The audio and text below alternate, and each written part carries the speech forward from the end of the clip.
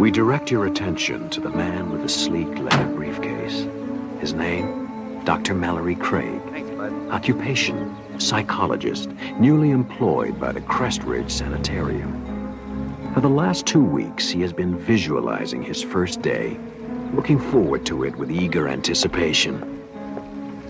But there's a terror behind those cold institutional walls that nothing in his education has prepared him for.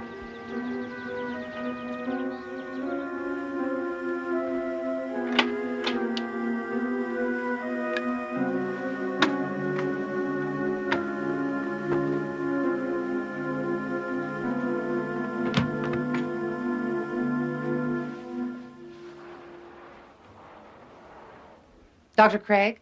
Yes. Rebecca Robb. Everyone calls me Becky. I'm the catch-all head nurse, good cop, bad cop, advisor on policy, and tracker down of missing paychecks. Glad to have you aboard. Thank you. Glad to be here. This place has got a fine reputation. I only hope I can live up to it. I'll get you the files on your clients. You'll be taking over Dr. Parnett's group, about 6 or 7 people. I think you'll find them all quite fascinating. Thank you, Becky.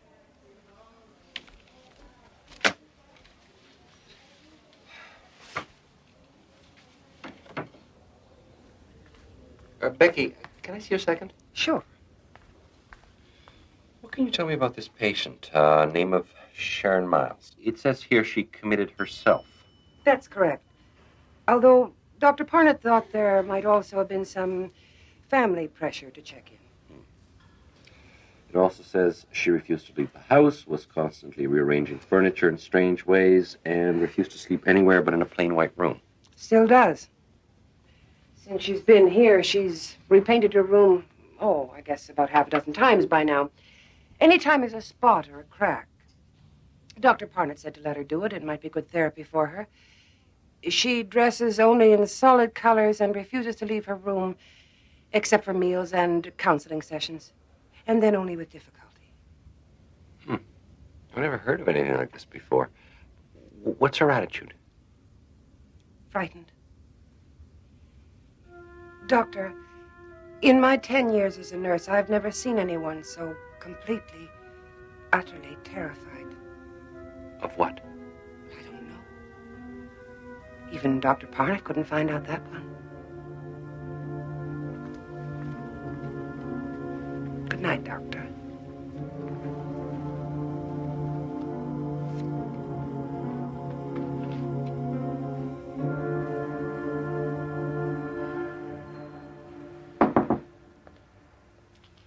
Hi.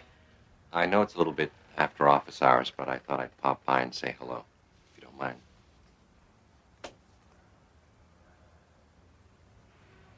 Yours?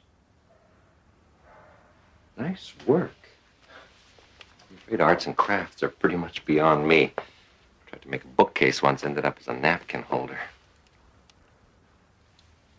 Nice room. Spartan, but very nice. Thank you. I've been going over the caseload, and yours is very interesting. I noticed that you graduated to therapy on a voluntary basis. Dr. Parnett decided not to push matters. If there was something I wanted to talk about, I'd talk about it. But you haven't. You haven't been to therapy in nearly 2 months. You know, I'm sure if you were to try again, I could arrange for a field trip. No. I don't think that would be a good idea. Not yet. When I'm ready, maybe. All right.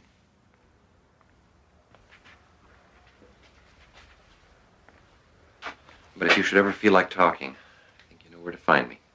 Good evening.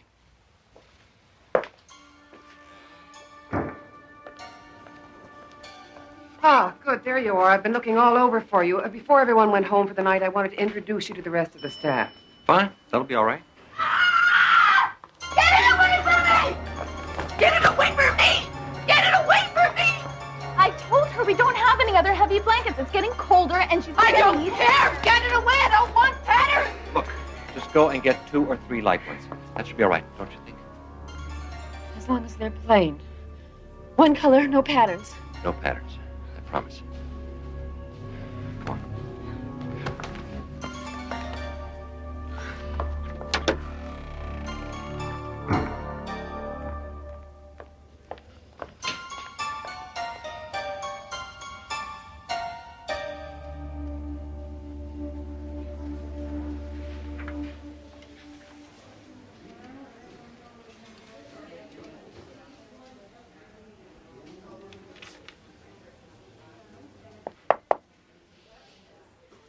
guess I didn't make a very good impression last night. I want to thank you for what you did. The staff gets a little impatient with me at times. All forgotten. Thank you. But it would help me tremendously in the future if I understood why you were so concerned. Hey, Doc. Haven't you heard? Nobody in here but us loonies. We don't have to have reasons for what we do. I disagree. And for what it's worth, I don't think you are a loony. Scared, yes. And I'd like to try and help. Talk to you for a while. All right. You just move that for the time being.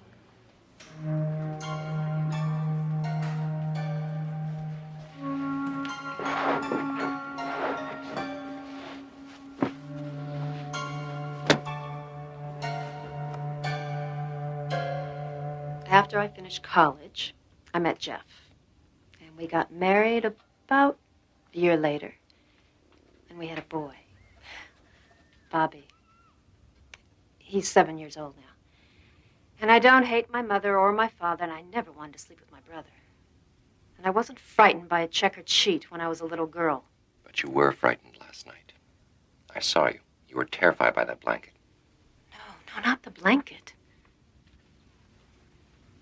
The patterns. Why?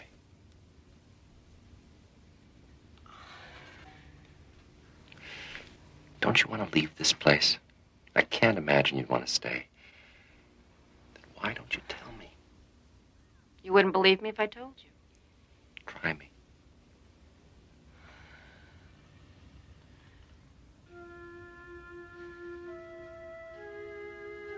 You ever look closely at patterns, Doctor? I mean the kind of patterns you find in wallpaper. Cracks in the ceiling. Linoleum floors. I suppose so, yes. You ever see faces in those patterns? The way that the cracks and colors come together so that if you look at it, just so, you could swear you see a face.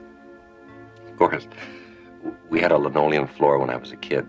I used to spend hours looking at the patterns, trying to make faces out of them. You see, that's the way the brain works. It tries to find order in chaos. Given the chance, the mind plays a game of connect the dots with whatever it happens to be looking at the time. Yes, but did you ever wonder why you see faces? Not animals or plants or buildings. But faces. No, actually, until you mentioned it, it hadn't occurred to me. It didn't occur to me either. At least not at first. It was Sunday, and I was looking up at the wallpaper. It was covered in abstract patterns, you know the kind. And I was looking up at the wallpaper, looking into the patterns. I saw a face in it. Doctor, I swear it looked back at me. Right at me. I caught it off guard, I guess, because I got the most terrible, horrible feeling that it knew that I saw it. And I looked away. It was gone.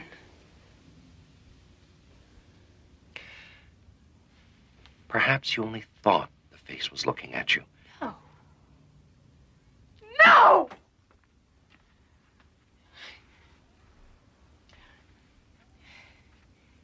You know when you're crossing the street and you make eye contact with the driver the way everybody tells you to, and even though you can't see them clearly, you can feel when you've met their eyes.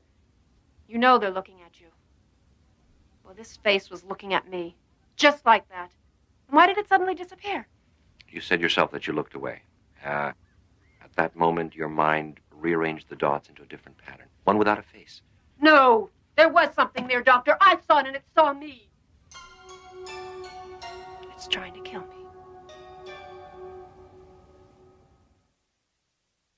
I saw a face in it. And Doctor, I swear it looked back at me. Right at me. I caught it off guard, I guess, because I got the most terrible, horrible feeling that it knew that I saw it. Then I looked away. And it was gone. Staying late? No, I was just leaving. Well, I hope you brought your coat. Looks like we're heading into the rainy season. Good night, Doctor. Good night, Becky. You said yourself that you looked away. At that moment, your mind rearranged the dots into a different pattern, one without a face. No, there was something there, Doctor. I saw it and it saw me. It's trying to kill me.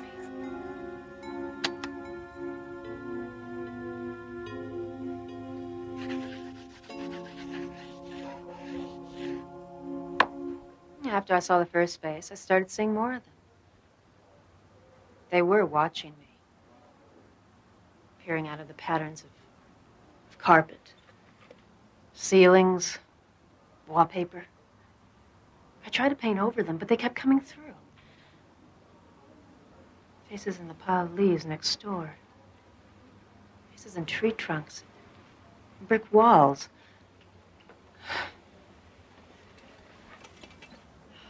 Faces in the doodles of my 7-year-old son. My clothes.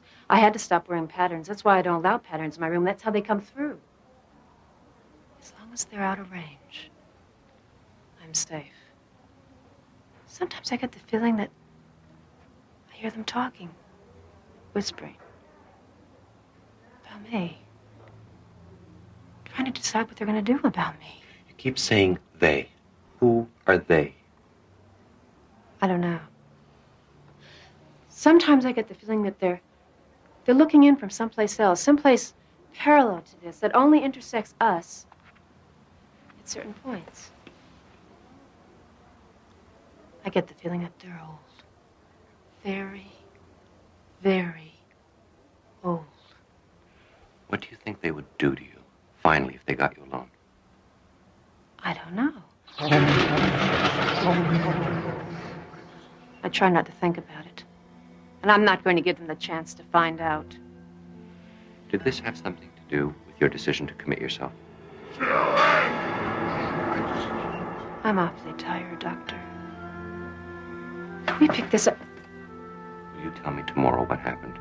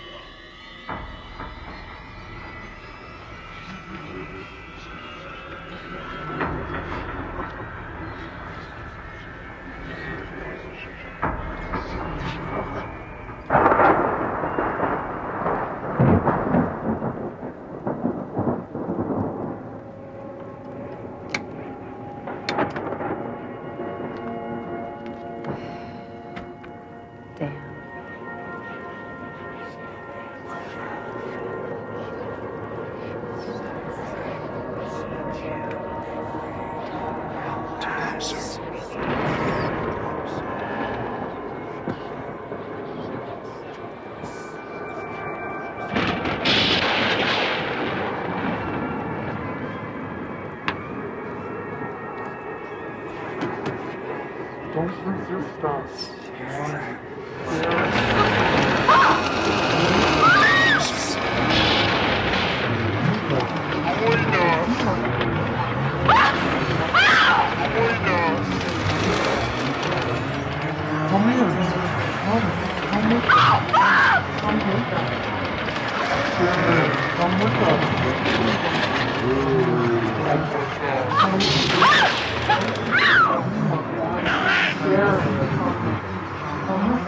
Don't resist.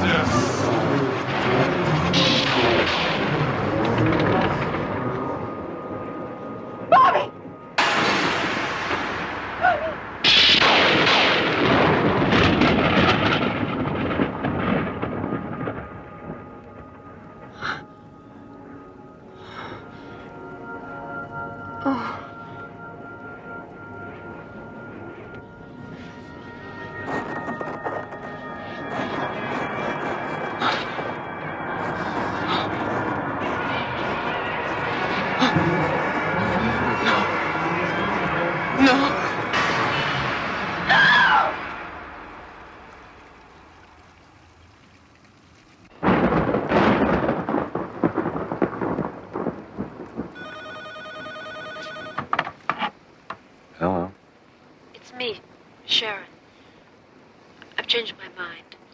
I can't live like this anymore. Someone has to know in case something happens to me. Tomorrow I'll tell you everything. Glad to hear that, Sharon. And, Doctor, I lied to you. I think I know what they are and what they're trying to do to me. I can't trust them not to. Doctor, please, if anything happens to me, promise me you'll protect them. Jeff and my son, promise me? Well, I promise.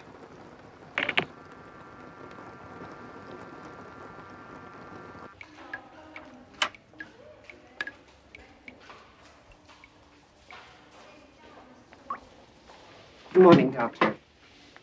Pardon the bucket. We had the roof fixed last winter, but it still leaks a lot. The buckets all over the place. A storm that big always agitates the patients, and last night was a doozy. Around midnight, we had everyone quieted down, except for your favorite patient. Sharon? What happened? Well, she just started screaming right in the middle of the night, screaming and pounding on her door, trying to get out. Kept saying she wanted another room, that she had to get out. Did she say why? Well, she was hysterical. Any other night, we'd have given her another room, but you know how crowded we are. She was too disturbed to let her wander around, so we had to lock her room. I called for another nurse to help sedate her. She really fought us, too. Why didn't you call me? Well, we were going to, but she quieted down. We didn't want to disturb you.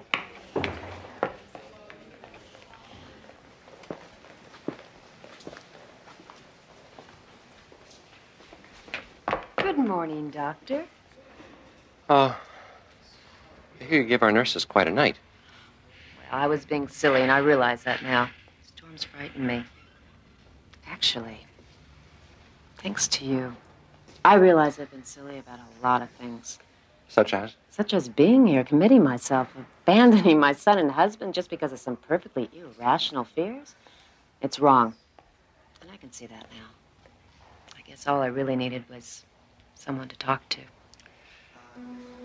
I fear you give me way too much credit. It's a very pretty outfit. Very intricate patterns, I thought. Just one more sign that all is well. I called the front office and had it brought to my room. With some luck, I signed the release forms and I'll be leaving here this afternoon. So soon? I thought we could at least finish our... We did. And again. Thank you.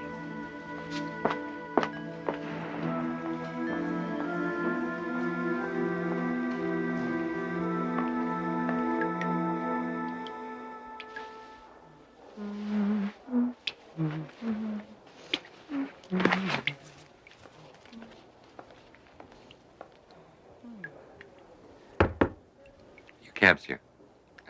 Thought I'd help you with your bags. Thank you. Besides, I couldn't just let you go without saying goodbye, could I? No, I suppose not. All the help is quite appreciated. Please. Did you hear something?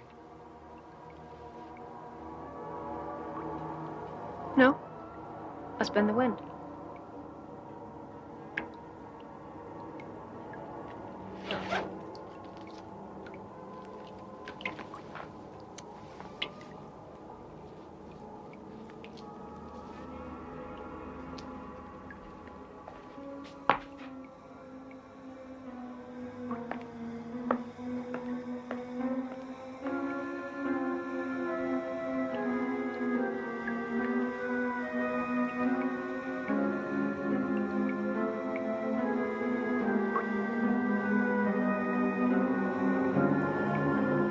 That's not me. That's what it is. That's not me. Oh, please stop. Next time you're alone, look quickly at the wallpaper and the ceiling and the cracks on the sidewalk. Look for the patterns and lines and faces on the wall. Look, if you can, for Sharon Miles, visible only out of the corner of your eye or in the Twilight Zone.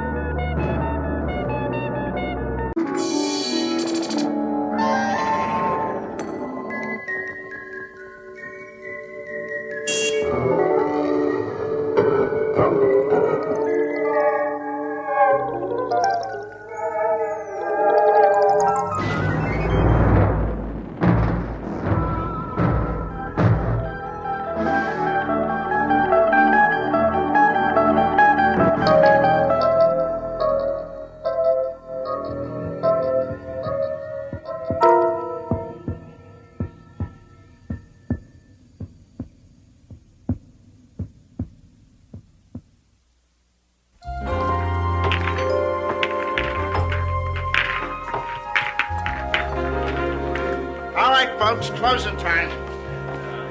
Oh, look at this shot. You'll never sink this in a million years. Guy thinks he's the next Fats Brown. Come on, let's get out of here. Hey, Joe, how come he gets to stay? Because he asks nice. Now get going. I'm off to Mulvaney's. Anybody for a beer? Yeah, Jesse.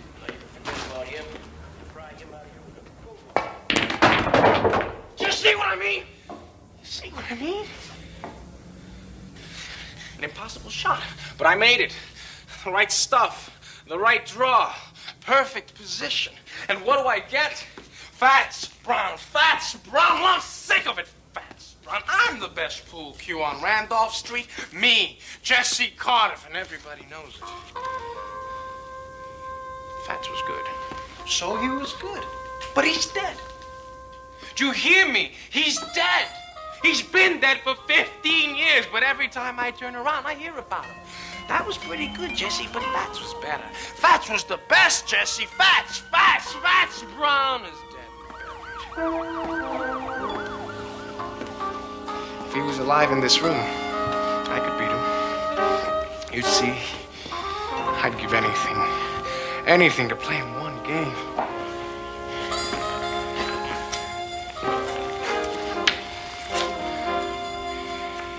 I'd show you who's best. One game. One lousy game. At your service. Jesse Cardiff, pool shark, the best on Randolph Street, who will soon learn that trying to be the best at anything carries its own special risk, in or out of the Twilight Zone. You called? But you're Dead? Not really. As long as people talk about you, you don't really die. As long as people speak your name, you continue. The legend doesn't die because the man does. This is impossible. Nothing's impossible. Just some things are less likely than others, that's all.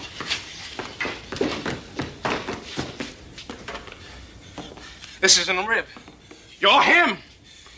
You're James Howard Brown. See, my friends call me Fats. Now, I know it's a shock, but you called me. I didn't call you. I didn't mean that it... It's just a lot of talk. I was only... You like to play with fire, but you don't like to cook. Is that it? You know that you're not as good as you claim to be. You know deep down inside that you're second rate. Hey, hold on. Strictly second rate. What, are you afraid? Look, I come a long way. I don't like to be fooled with. I meet guys like you all the time. A little knack, a little skill, a little style. But when the heat's on, you choke. Excuse me. You've never seen me play. How you know I can't beat you? It is possible, isn't it? Oh, yeah, it's possible.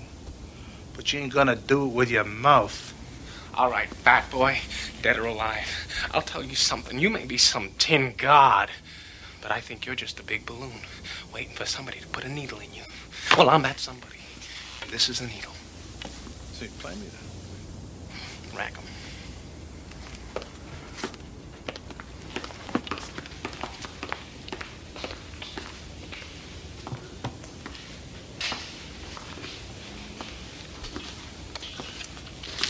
Steaks?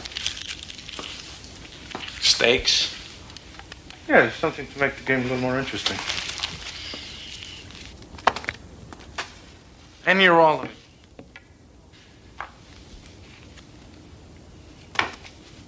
Hey. Use your brains, kid. What good is that to me? And what? Something to make my long journey worthwhile. Name it. You said that you'd give anything to play with me. Anything? What are you talking about, pal? Just what kind of stakes are you talking about? Life or death. What? You beat me, you live. You lose, you die.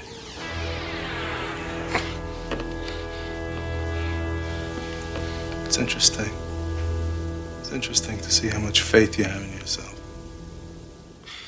don't want to be the best bad enough, kid. When I was your age, I'd have jumped at the chance. But then again, I wasn't second rate. Hey, hold on. You say I don't want to be the best bad enough? You're wrong. Do you know how many nights I slept on this table? Yeah, I did that. I made a deal with the owner. That way I could practice after the place closed. I haven't seen a movie in years. I haven't read a book. I haven't dated a girl because it would take too much time from this table. That's a lot of talk. You'll never know till you risk everything. Stop pushing! Wait! Don't go. Then you accept the terms. Life or death. Rack the balls.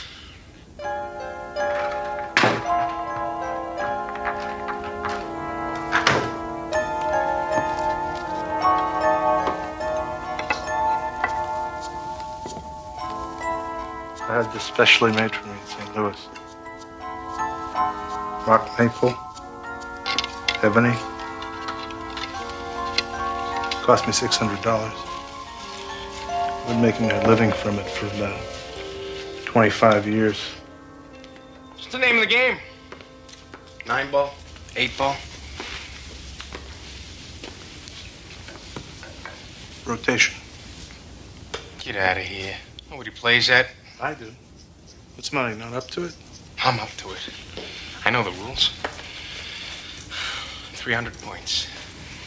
You toss for that break? Sure. Call it. Tails.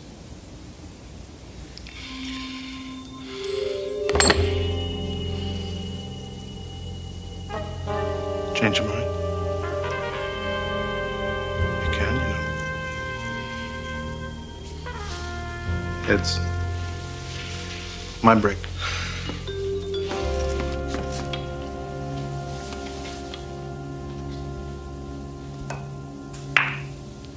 Two balls on the rail. A perfect break. No advantage given. Now it's your turn to scatter the balls.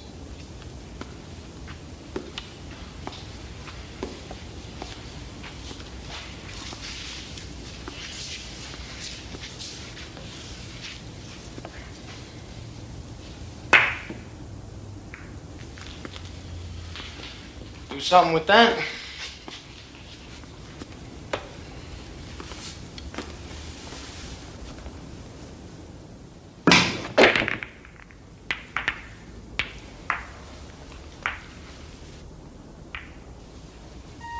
Looks like you're sewed up. It'll cost you if you don't connect with the one ball.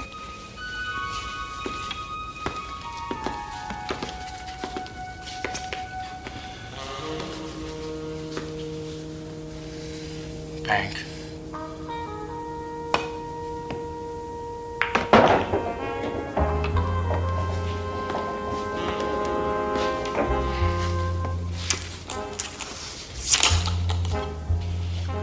Two rails, 2-ball corner pocket.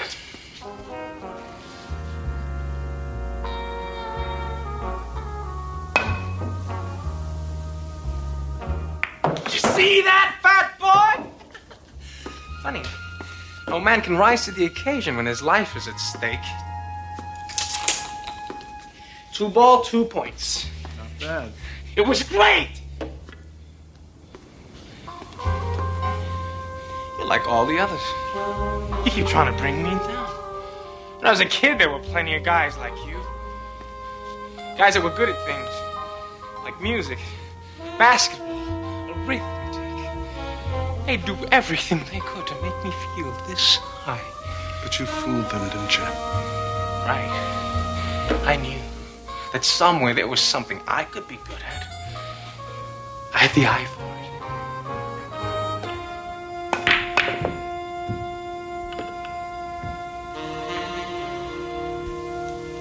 What happened to it?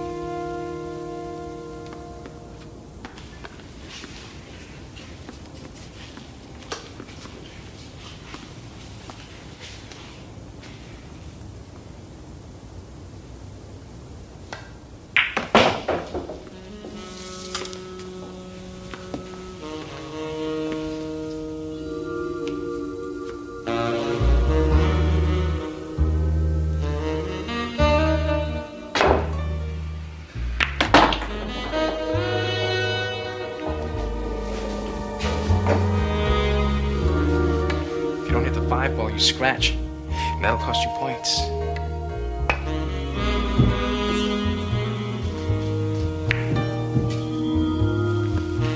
Your shot.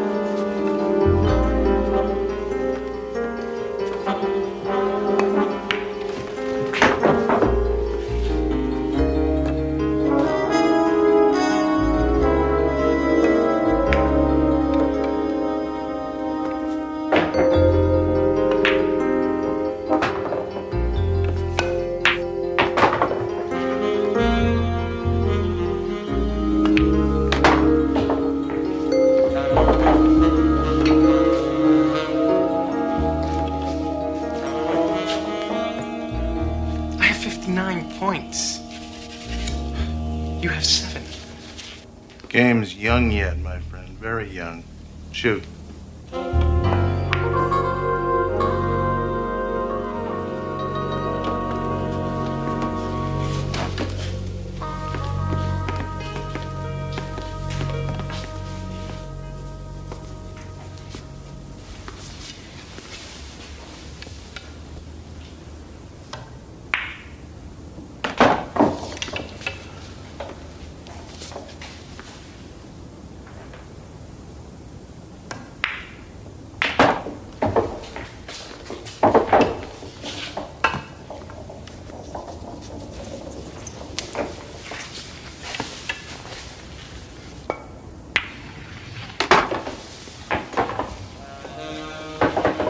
Rack them, please.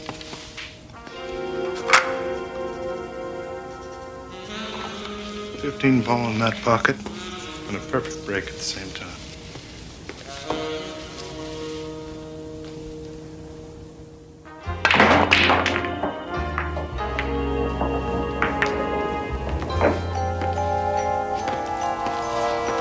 One. And 2.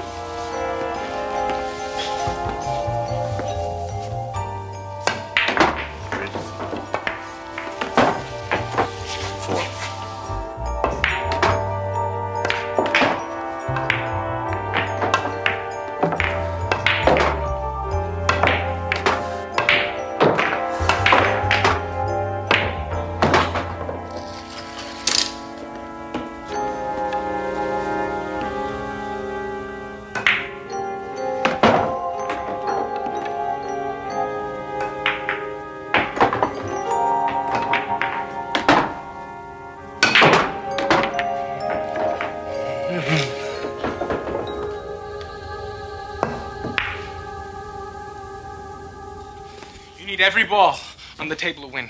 I only need one of them. You know, Jesse, there's more to life than this pool hall. I mean, it's not right for you to keep yourself cooped up here like this. I mean, you ought to get out a little more, see what's going on outside. You didn't become the best by sitting on a park bench. You spent plenty of time with the cue in your hands. Yeah, of course I did, but I still had a life. I mean, I've been to places where they never even heard of pool. I know. I don't look the part, but I've made love. I've watched sunsets. I've swam in the ocean. And when I think of all the beautiful things that there are to do in this world, it hurts me to see you rotting away. Because that's what you're doing. You're rotting in this dark room. You're lying. You're trying to distract me. That's low.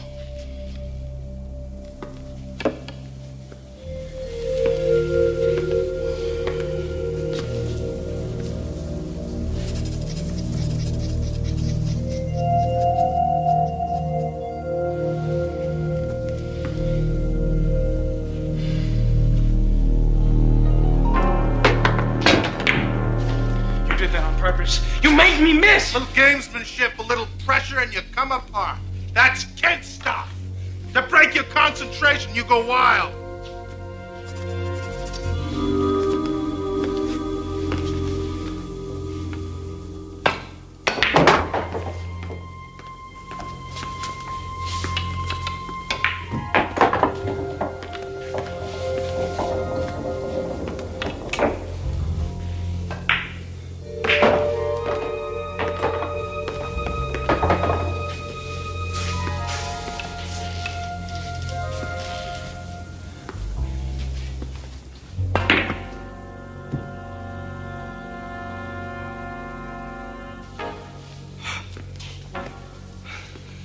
That's it.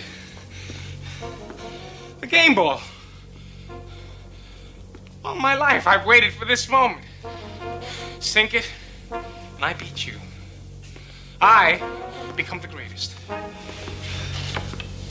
If you sink it. You're sweating. Why are you nervous? For reasons you probably wouldn't understand. Oh, I understand. It means a lot, doesn't it? Even to a dead man.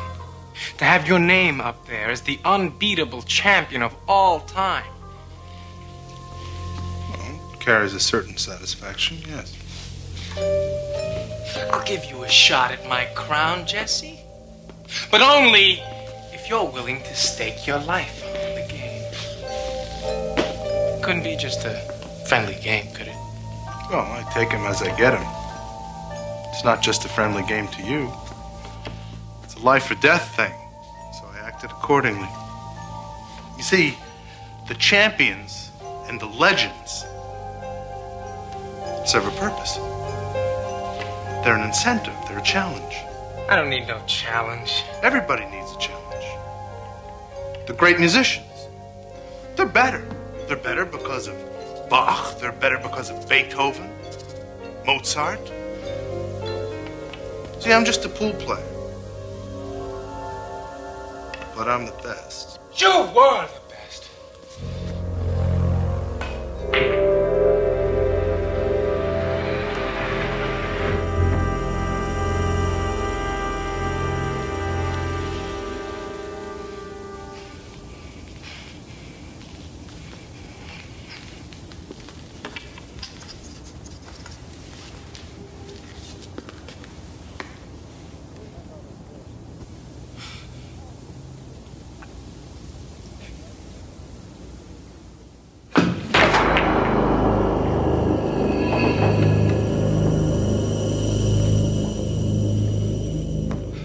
Well, what are you waiting for? Get it over with. You said life or death.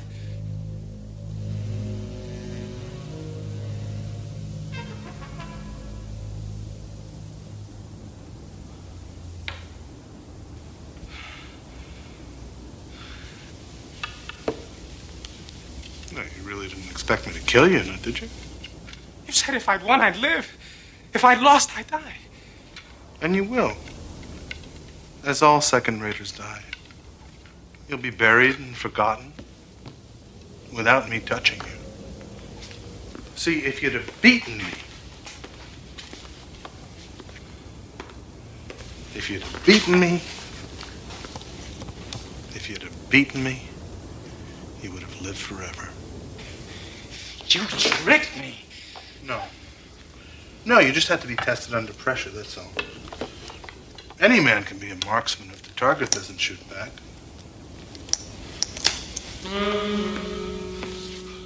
Wait! It's not over! I haven't given up. I'll practice. Night and day. I'm still alive. I can be better. I will be better. From me again, Fat Sprout.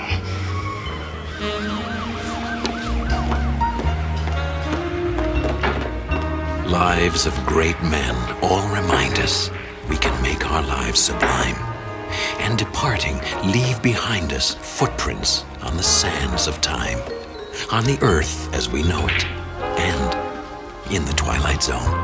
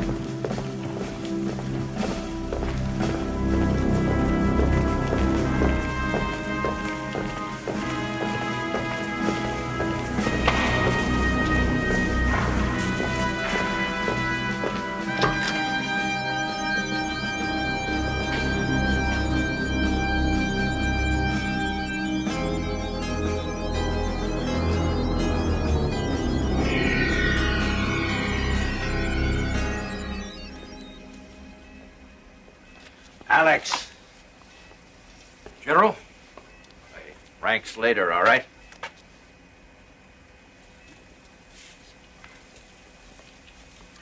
So what's the job? With all the security around here, you think we're back in the Manhattan Project.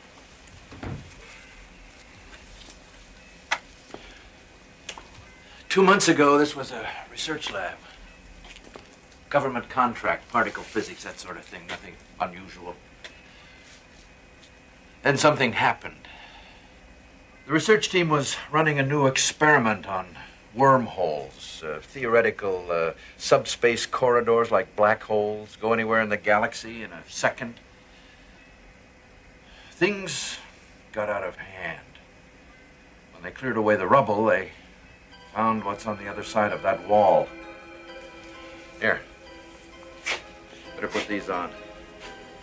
They'll help a little, but try not to stare directly into it.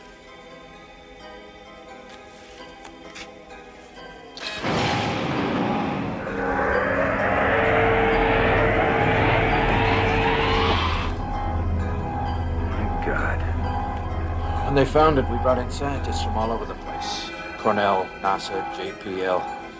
They've poked and prodded and scanned. The high IQ types from Caltech said terminology is irrelevant. I called it a gate. They didn't argue. A gate? To where? We don't know. Hell, we're not even sure how it got here. All the data from the experiment was wiped out in the explosion. But somehow that equipment in there is generating it, maintaining it. Well, we'll probably figure it out in time, but right now it's as if we've unlocked a door and forgotten the combination. So if we close it, we may not be able to open it again. We have to know what's on the other side of that wall, Alex. That's why we called you. The brass wants you to go in there.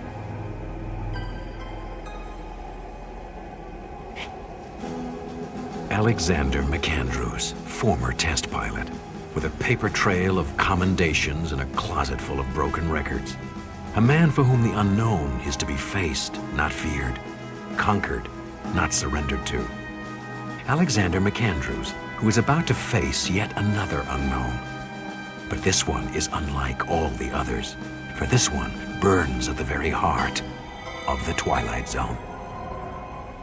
You weren't the first one on our list, Alex. They went before you.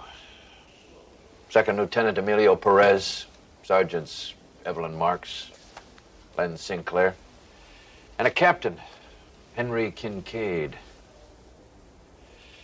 They volunteered. We gave them the best equipment we had. And one by one, they went in that gate. None of them have come back. No contact?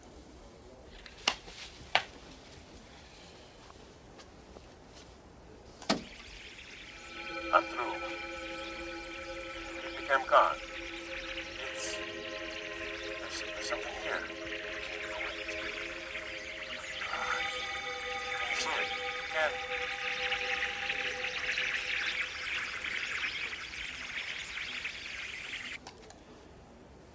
Maximum contact time, 10 seconds. It's static. 4 people, Alex. 4 good people. The State Department wants to close us down. Just pull the plug. Try to forget it ever happened. Pentagon wants to push ahead on grounds of national security. But as far as I'm concerned, those people are still alive, and if there's any chance to rescue them... Understood. I didn't want you for this, Alex. You've paid your dues and then some. Don't know if you've heard, but I got the word last week. Seems like I'm getting a little bit too old to be a rocket jockey. Putting me behind a desk. I can't live with that, Greg. So, given the choice, it'd be a great way to go out, wouldn't it? You'll come back. If anyone can make it, you will. You're a good soldier, Alex. That's what Sarah said the day she left me. Good soldier. Always ready to follow orders, do his duty. Last chance. You don't have to do it. Look around, General. What else do I have? So where do I suit up? Systems check beginning by mark. No interference. Reading 5 by 5. Quarters up and running. All right. Need binary reprocessors. Field stable. Is there anyone you want me to? I'll see you soon.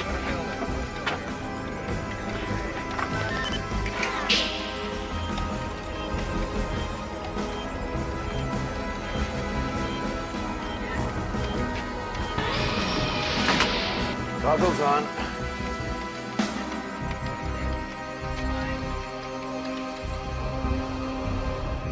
Okay, ray shield.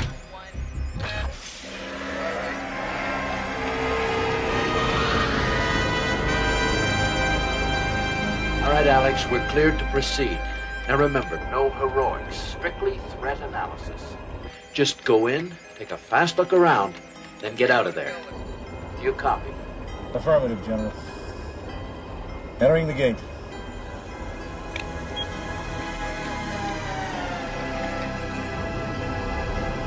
God go with you, Alex.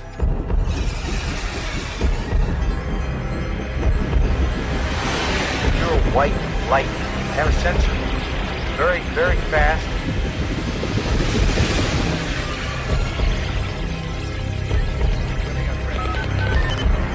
We're losing contact, General.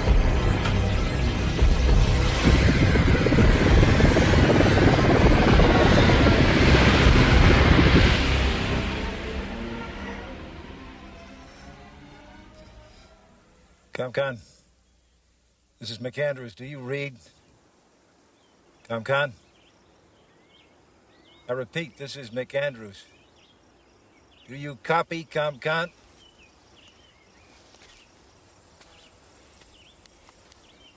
I don't know whether you're getting any of this or not, ComCon, but I'm going to keep recording anyway. I found a glove. Appears to be one of ours.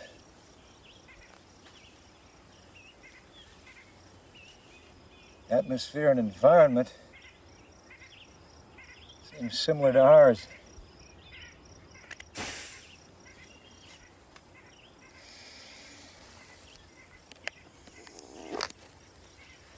Oxygen atmosphere, all right. Sweet, cool, crisp air. I don't see any sign of the gate from this side. Perhaps it's not in the visible spectrum here. Moving on. I'll continue to log entries at 5-minute intervals. Still no communication, General. Boost the signal. Well, I'm trying, but I'm just not getting anything. Damn it, boost it some more. Come on, Alex, talk to me. Where the hell are you? Welcome, Major. Kincaid? Captain Henry Kincaid? Present and accounted for, sir. We've been waiting for you. Well, not you in particular, but somebody like you. But I'm happy with the selection. I can't think of a better choice for their needs or ours. Excuse me? Everything will be explained in time, Major. In the meantime, please, if you will come with us.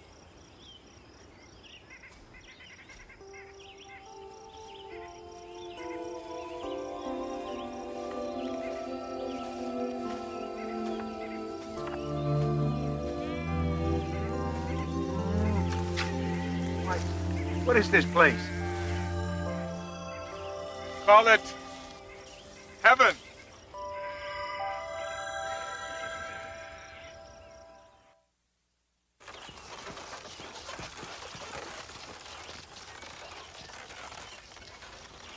All I want is a simple answer to a simple question. Where are we? What is this place? Lieutenant Paris, sir. I'm the navigational specialist. I've been here about a week, and the stars... Well, Major, the stars are all wrong. I don't know where we are, but it's not Earth. And frankly, I don't think we're even in the same neighborhood anymore. Well, why haven't you tried to get back? We can't go back. We've surveyed the area. And as far as we can tell, the gate doesn't exist on this side. It only works one way, from there to here. Can you just welcome everybody? It is my prerogative as leader of this community. We are a peaceful people, Major. Not suspicious. Of supplies, we have plenty, more than enough to share.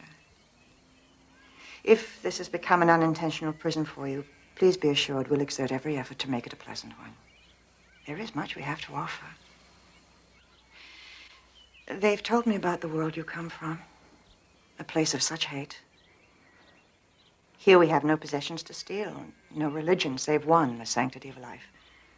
No law, but to be kind to one another. That is why we were pleased to see it was you who was sent to us. They say you are a man of honor. It's the kind of place we've all dreamed about, Major. I think I'll reserve judgment till I've checked things out for myself. We encourage you to explore, and we will give you all the help we can, as we did to the others. I sense in you a man who's been searching for peace for a long time without finding it. Here you will.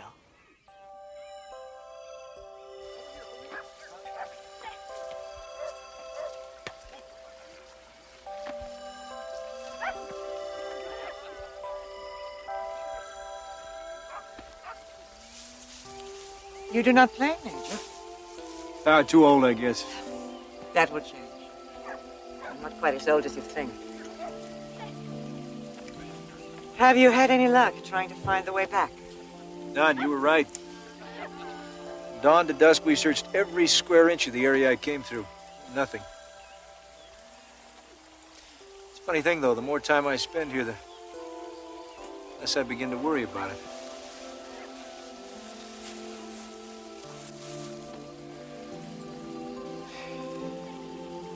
See, I've been a soldier all my life. My father was, and his father before him. They said you have to fight for what you believe. They never told me what to believe. They told me I have to follow orders. They never told me why. Stay busy enough, though, and you don't worry about it. You have a family? Not really. My wife left me about a year ago. Said she didn't believe in bigamy. Couldn't compete with honor, duty, orders.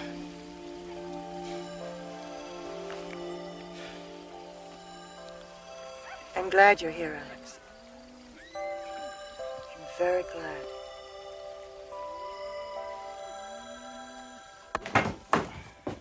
Evening, Major. I think Alex will do for now. You seen Baron? She was here a little while ago. She'll be back in a few minutes. Thanks.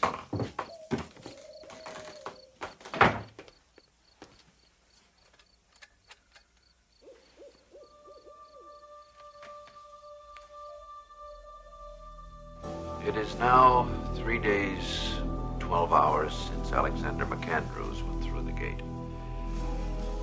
In another 24 hours, we will consider him lost in action. I've recommended we shut down operations and send no more people through the gate without more detailed analysis. The brass disagree.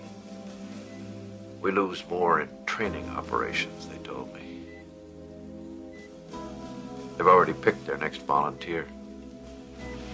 He comes highly recommended. I don't know him.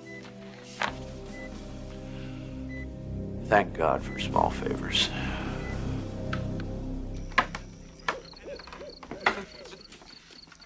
This place is handling us is incredible. We love it here. You lied to me. Alex, please. You lied to me. You told me there was no way out, but there is. That gate's still there, all right? But it's only because of refraction you can only see it at night. So you made it a point to take me there only during the day, knowing that I wouldn't find anything. You decided to stay here and keep everybody else with you. We told you the truth the best way we could, Major. If we went back and reported what we found, this place would be swarming with troops and experts and God knows what else. They'd ruin it. That's garbage. Is it?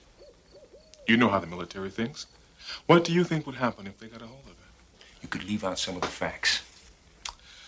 They have ways of making any of us talk. Truth serums, you name it. Perfection is a fragile thing, Major. It doesn't survive the microscope. When we saw what kind of place this was, we took a vote. The decision was unanimous. We're not going back. This is Eden, Major. Would you want to be the one to bring the snake into the garden? You're forgetting something. I didn't vote. Now, you're younger than I am. Maybe you can forget your responsibility and your duty, but I can't. I'm going back. I'm afraid we can't allow that, Major.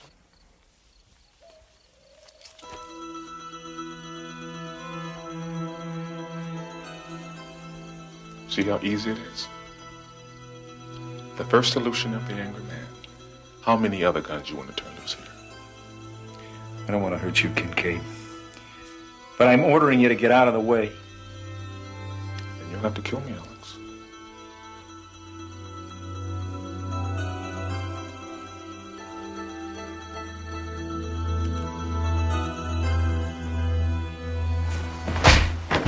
No!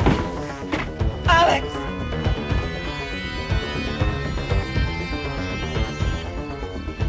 Alex! Please wait, don't go! I'm sorry, but I have to. Why? You said yourself there was nothing back there for you! Because I'm a good soldier. That's all I've ever been. Maybe that's all I'll ever be. You take that away and what's left? You said yourself, I'm a man of honor. So please, lead me with that. That's all I have.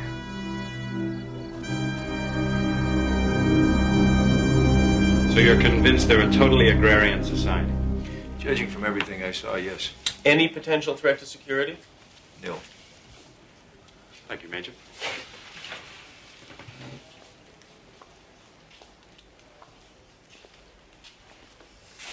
I think we're in a perfect position. The press isn't aware of the situation. It's a whole new frontier. Good job, Alex. I stink. Technology advisors. You did what you had to. You followed orders. Yeah. Keep the guns in our hands. Yeah, I did that, didn't I? kind of like the symmetry of that. Well, I still think it's worth considering. I think you're overlooking the strategic value of this situation. The first strike potential is enormous. There's nowhere we couldn't hit with troops or tactical nukes in a hot second. Hell, we could even store the stuff up there, and no one could take it out with the first strike. Tell me something, Greg. Would you have let the snake into the Garden of Eden?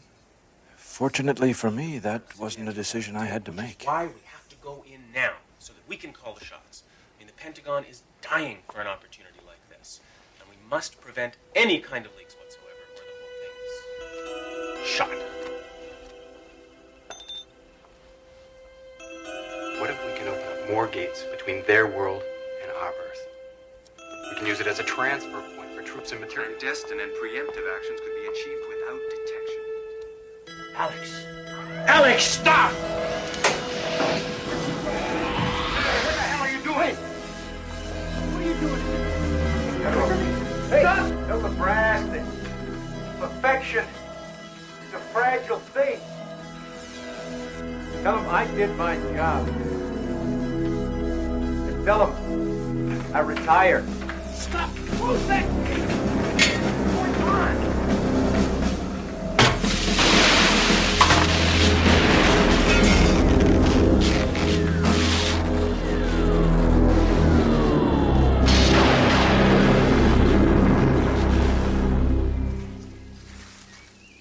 Are you sure they won't build another? It's a free combination in the first place. If the gate were still there for them to study, maybe they could duplicate it. But it's gone permanently. So what do you do now? For the moment, absolutely nothing. Major Alexander McAndrews, retired, who learned that there is a better world and that sometimes heaven is a place better left untouched by human hands. There may be one more commendation yet to come for the Major, one that says, for services rendered in the Twilight Zone.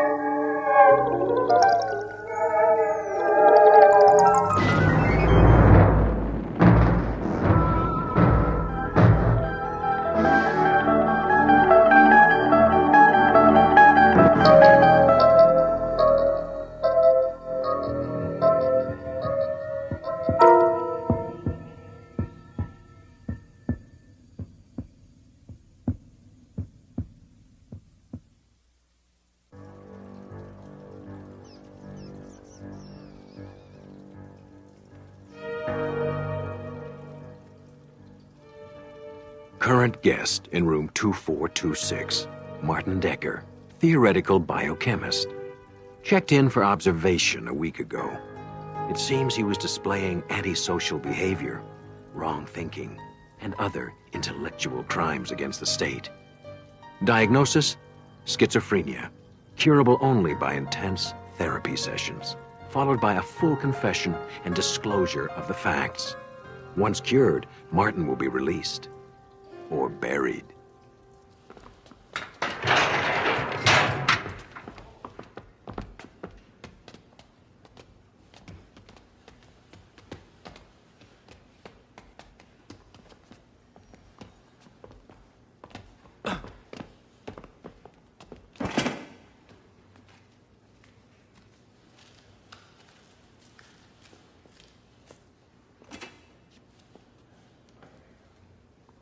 I have a feeling we'll be seeing a breakthrough in this therapy soon.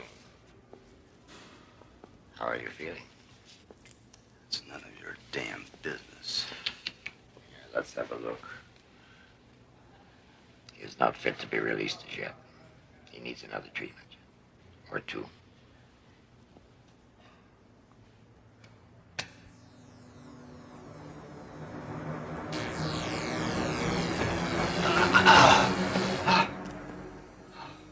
You could make things very simple by telling us where to find the notebooks.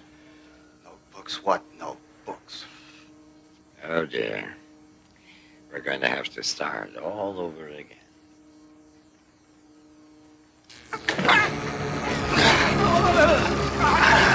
The notebooks! You'll never see them.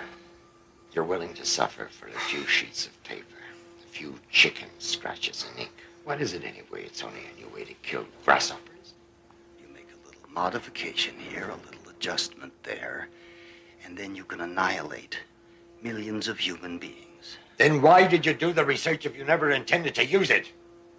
I'm a scientist. You wouldn't understand this, but there are people who believe that ideas have an innate, intrinsic value. Oh, well, we believe that ideas have value. Values when applied to the service of the state. You see, until then, they're just worthless, abstract, theoretical equations. Come, Dr. Decker. Surely you must have known how this might be put to use.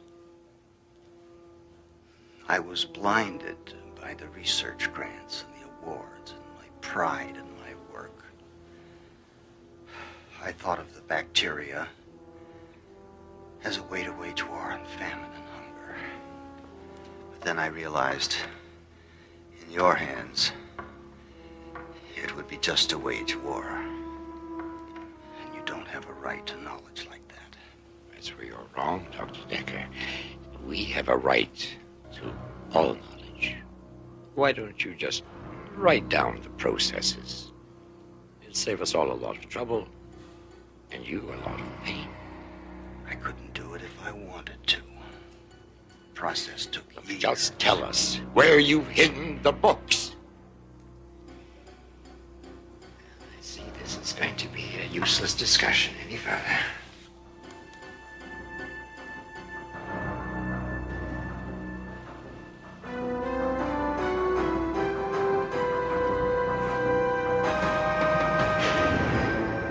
That's totally wrong. Oh, come on, Martin. You know, your pragmatism blinds you. There are many things which are important, yet cannot be measured in any scientific way. Amory, it was you that taught me to be pragmatic and to insist on empirical data. As a scientist, yes, but as a human being, it is also your job to dream, to believe, to be committed to great truths, besides the physical laws. What truths?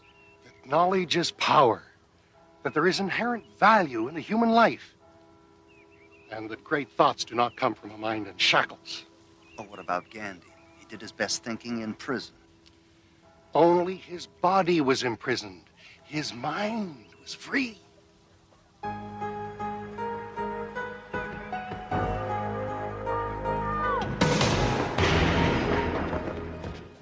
There's a playmate for you.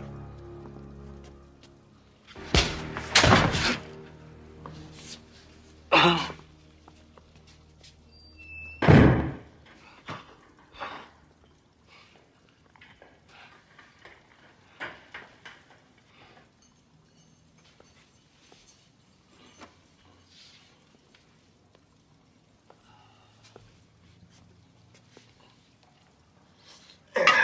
gone now. Thanks. It looks like you're going to live.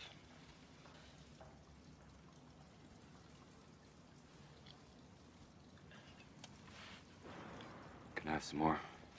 There isn't any more. Till morning. What? You gave me the last? Yeah, that's all I'm going to be able to give you. You're on your own now. I had no idea it was going to be this hard. It gets worse. So what'd you do to get thrown in here? Sleep with some bureaucrat's wife? Wish I would have thought of that. That would have been the easy way. But I like the image of the outsider fighting against impossible odds. Kind of like you. What do you know about me? A lot. In a sense, we're brothers. You're not my brother. You don't know anything about me.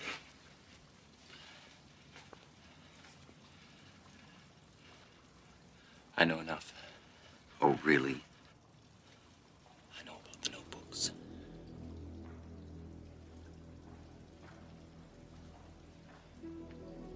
Who sent you? Friends, your sacrifice has not gone unnoticed. You have allies who think as you do. I'm here to help you escape. Escape?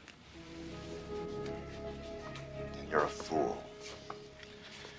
The security at this so-called hospital is notorious. No one gets over the walls. Oh, yes, the walls, of course. There are other ways. I can help you escape safely. How do we do this? We fly. Your skepticism doesn't surprise me.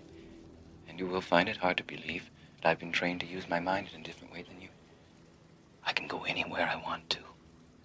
No walls can contain me. I think Dr. Ostroff has given you one too many treatments. Go ahead, laugh. But teletransportation is a reality. Teletransportation. Teletransportation is the fevered fantasy of a very disturbed individual with whom I happen to be locked up. You're a lunatic.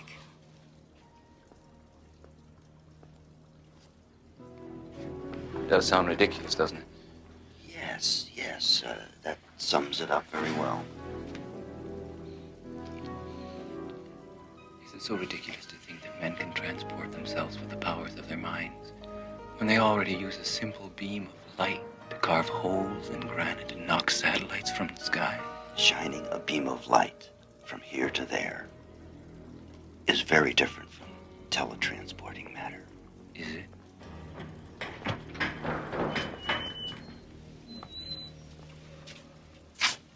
Mr. Decker, the doctor will see you now.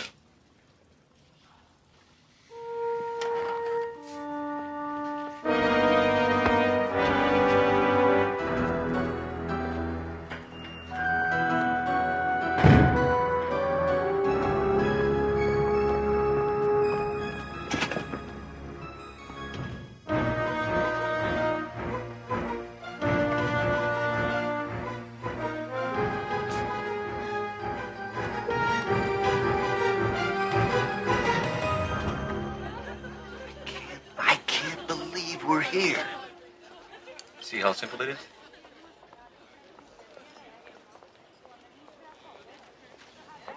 It's been so long, I forgot what the real world was like.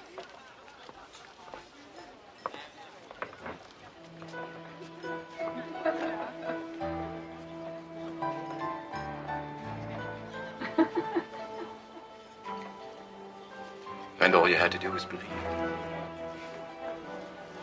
Really believe. are the notebooks? Are there copies? Where are the notebooks? Where did you hide them? Are there copies? Turn it up. Where are the notebooks? Are there copies? Tell me about the girl. She was very beautiful. She sat right next to me. I could almost touch her. I don't want to think about it. It was a drug-induced dream. Another one of Dr. Ostrov's tricks. We can't let him beat us. Let's finish our chess game. Maybe that'll keep us focused.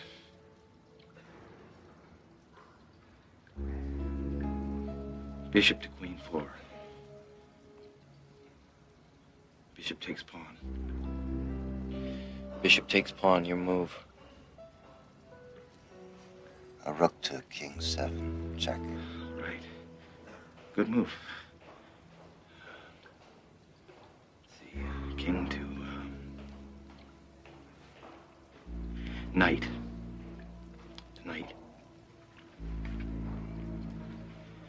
I can't. I just can't see the board anymore.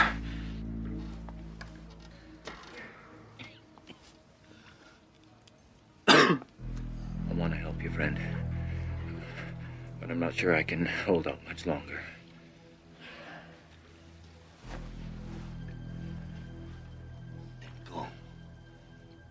Go! If you can go take a walk on the beach or spend the night in some woman's arms, go! Leave me alone! I can't. I have a mission. Unless I get you out of here, I failed. You are not the only one with convictions, you know. Idiot. They've gotten to you. They're making you believe these damn dreams. They're illusions. Let them go. It's you they've gotten to. You've lost your faith, your imagination.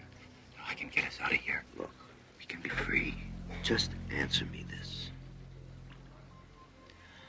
Why didn't you just appear here in the first place? Why were you physically thrown in here?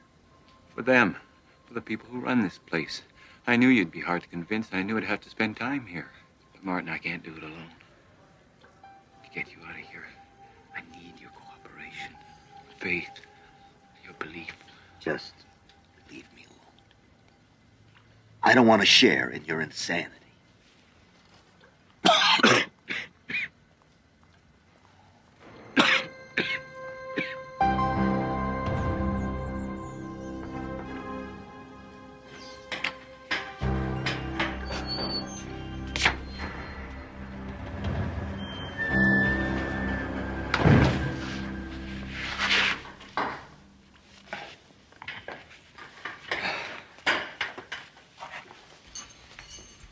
You don't need to suffer like this, my friend.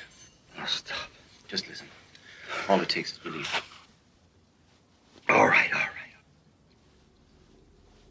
Let's just say for a moment that I believe. How do you do it? How do you transcend matter? Like all great truths, it's profound and simple. You believe with all of your being that you're in another place than you are. Just like that? Only if you truly believe.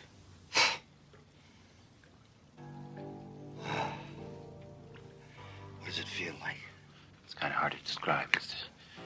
It's kind of, well, the closest thing I can think of, it's like falling asleep, feeling weightless. What if something goes wrong? At least you won't be here. Well, I'll do anything to get out of here. So you just tell me and I'll do it. All right, close your eyes. You believe, don't you? Yes, I believe it. Fine. How do I know where I'm going? I'll guide us in our journey. Just let yourself go. You'll be safe. Just let go. It's a safe place. Where no one can find us.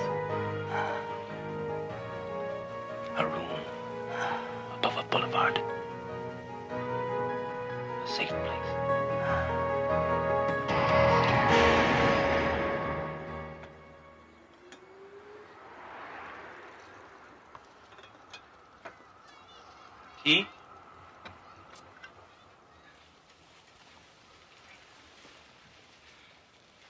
What is this place? A safe house.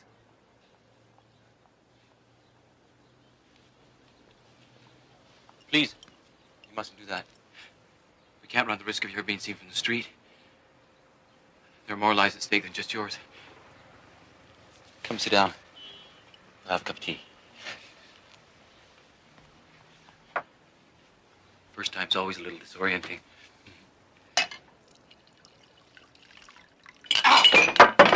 Why'd you do that? I just wanted to make sure that it wasn't a dream. You convinced? I can't believe we did it. We got out. But how was that possible? I have to understand the mechanics of this. It has to be some kind of biochemical energy exchange. How do you work it? You made it work. Yes, I did, didn't I? But how? In due time. Sit down. We have more important business. What could be more important than a scientific breakthrough like this? The notebooks. We've got to destroy them. Of course, I'll have to go and get them. No. That would be too risky. It's broad daylight out there. Well, I'll wait until nightfall. No, it can't wait. Tell me where they are and I'll get them. No, it's too important to trust anybody with. Besides, what if somebody sees you? Ah, me, I'm nobody. I'm a mere flea on the back of the system. But you're known. You're a real threat. By now, your picture's been circulated. Every cop in the corner knows who you are. All right. All right, give me a pencil. You have to go to the university. And you go to this room in the biochemistry building. And behind the lectern in the wall is a false panel, and the notebook is there.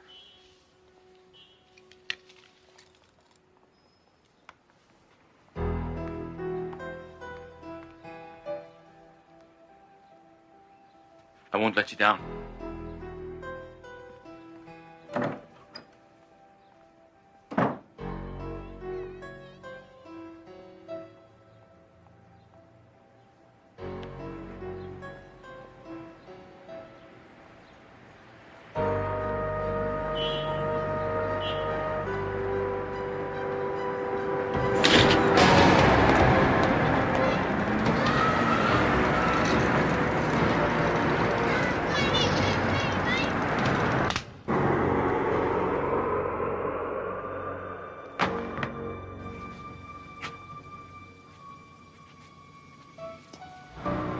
Good work.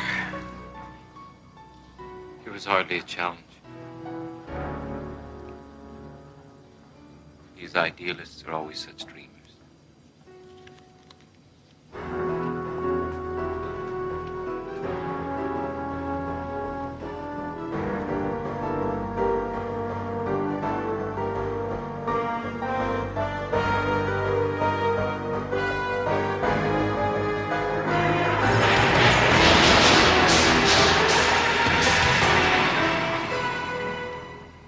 He's gone.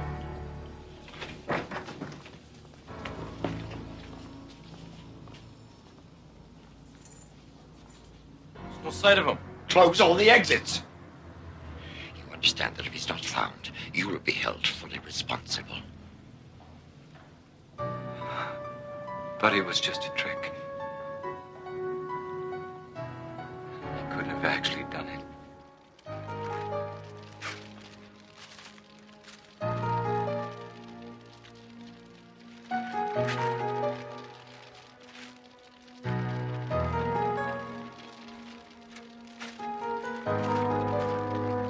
As man has progressed, up from the mud and down from the trees, his best tool has always been logical thought. That tool has taken us in a grand arc, from the first flint against steel to the apocalypse of colliding atoms. What Martin Decker, man of science, has learned is that every once in a while, we must step out of the confines of logic and take a leap of faith into the Twilight Zone.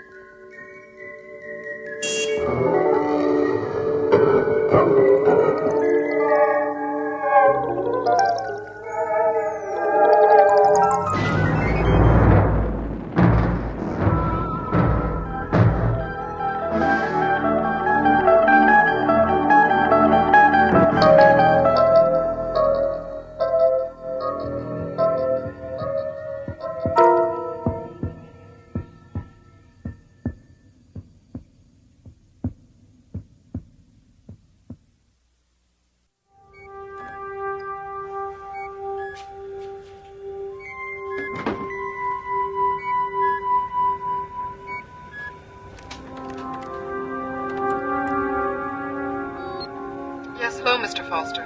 This is the unemployment office returning your call. I'm sorry, but your benefits as of the 2nd, 17th, 99 have expired. You can reach me at the usual number, but I'm afraid there's really nothing I can do.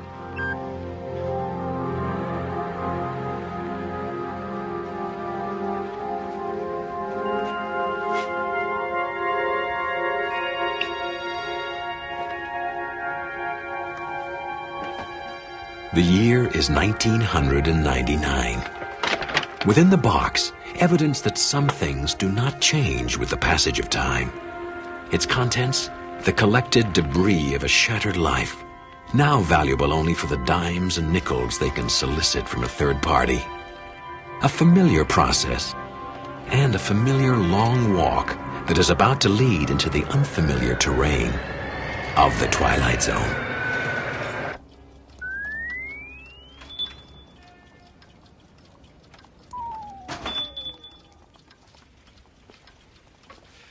Yes, sir. Something I can help you with? Well, I'm afraid I'm not buying. Selling then. Yeah. Bring it over here. Let's see what you got. I know it's not much. You know how it is. Hard times, lots of things going wrong. Mm-hmm. I guess you hear that a lot in this business, huh? Yes, I do. $50. The watch alone is worth that. Make it 60 then, but that's as high as I'll go. There's a depression down, you know. You can take it somewhere else, but you won't get any more, and when you come back, the offer will be 50. Flat. Couldn't you make it 65? Done. Sure you've nothing else to sell? No. You weren't sent here, were you? Referred? Referred? No. Look, if I had anything else to sell, it'd be in the box. I got nothing left. I'll tell you what I do have. A gut full of pain. You want to make me an offer, go ahead. Now, what's the going price for pain these days? Perhaps there's something else we can negotiate. Come.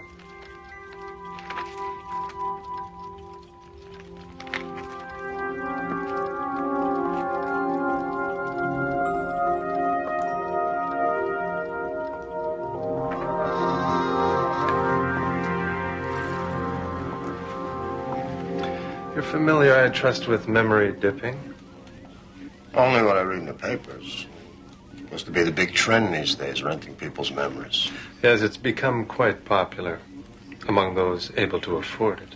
The usual practice is to scan a subject's memories and copy them onto a computer chip.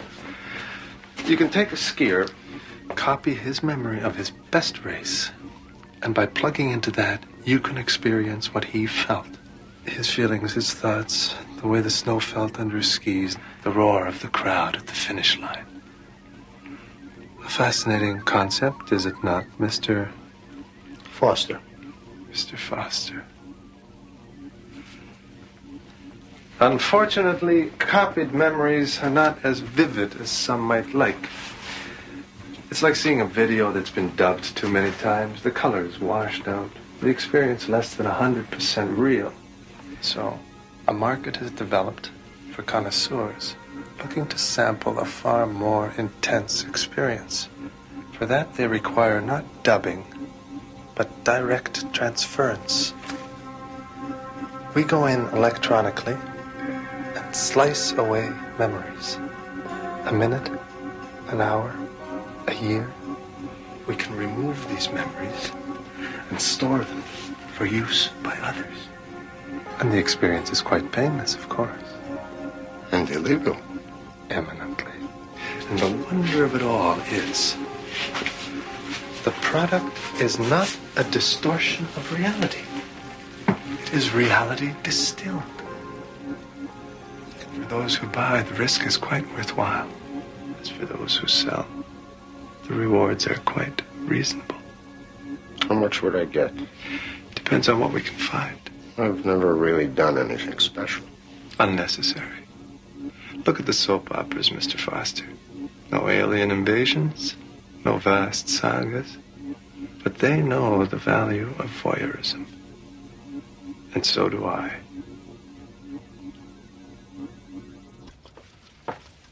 Well, I'll have to think about it. Of course, of course. Wouldn't have it any other way. Do think about it. And while you're thinking about it, think on this. What have your memories done for you lately, Mr. Foster?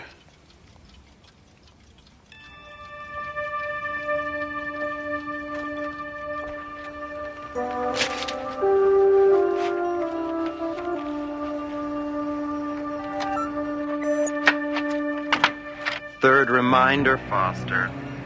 In case you've forgotten, the rent's due the 1st of every month. Today is the 6th. Either I get the rent from you by tomorrow, or I'm throwing you out. Am I clear? Have a nice day.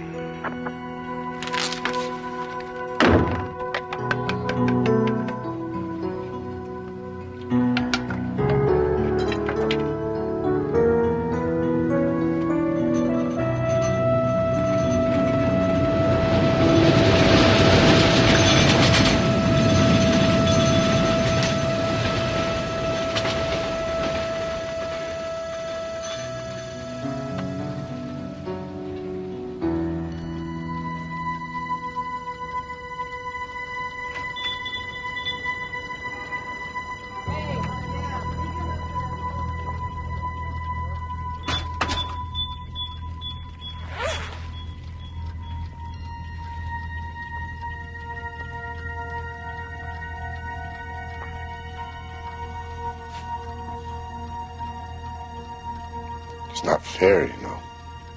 Very little in life is, Mr. Foster.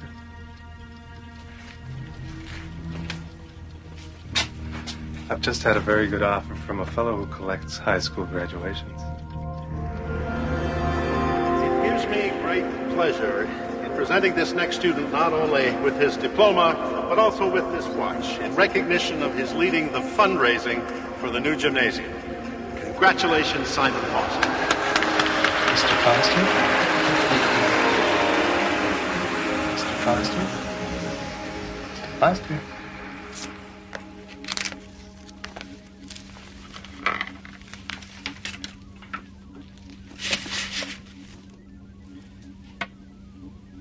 Here, drink this. For some reason, the process tends to dehydrate it a little.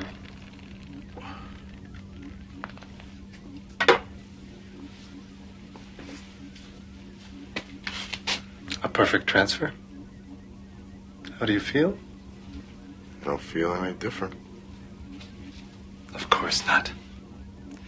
But now there's just a tiny gap in your memory. Just so. Everything between 8 o'clock in the morning and 8 o'clock in the evening of the day in question. 12 hours. Poof. Gone. And are you any the less for it? No. In fact, I would dare say you are quite the richer for it. Well, good doing business with you, Mr. Foster. Next time... No, there's not going to be next time. I just needed enough to get ahead a little, that's all. Thank you for your help. As you say, but if you should ever change your mind...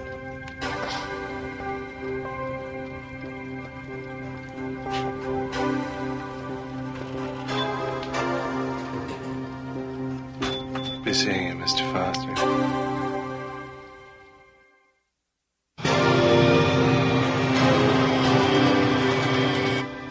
600, 620, 625. Thank you. Now, if you don't mind. Next month, too. New policy. Got a lot of transients coming through here. Owner says we have to have an extra month's rent. Can't do that. Look, I tell you what. Why don't you go running off to the Housing Commission and tell them all about it? And maybe when you get back, you'll find your apartment rented. One of those clerical errors you hear so much about.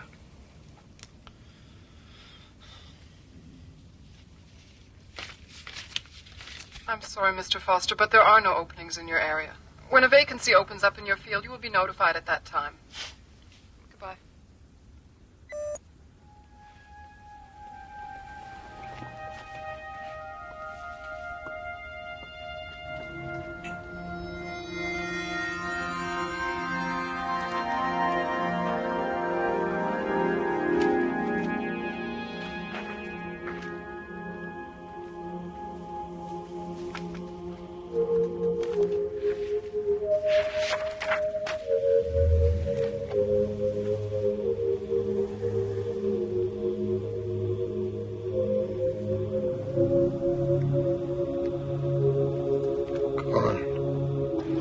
You're in luck, Mr. Foster.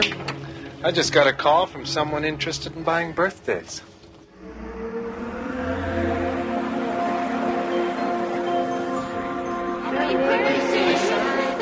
There's 5 candles, Simon, 1 for good luck. Close your eyes. Make a wish. Make a wish, Simon. Blow out the candles. Good boy. Happy birthday, Simon.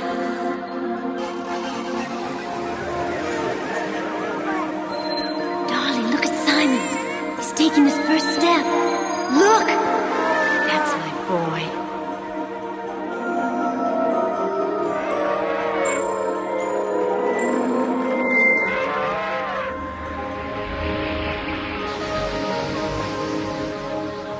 I just wanted to say, you're a great dancer. Thank you. It was very nice. I have to go inside now, but I'll never forget this.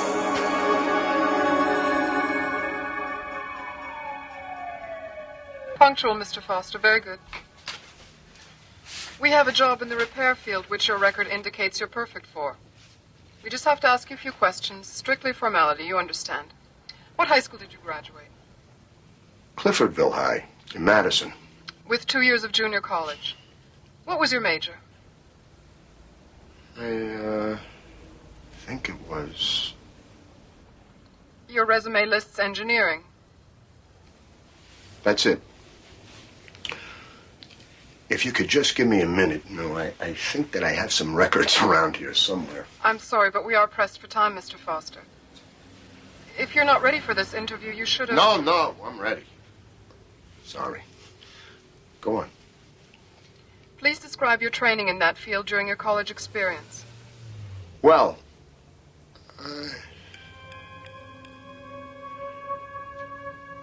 I require specifics, Mr. Foster.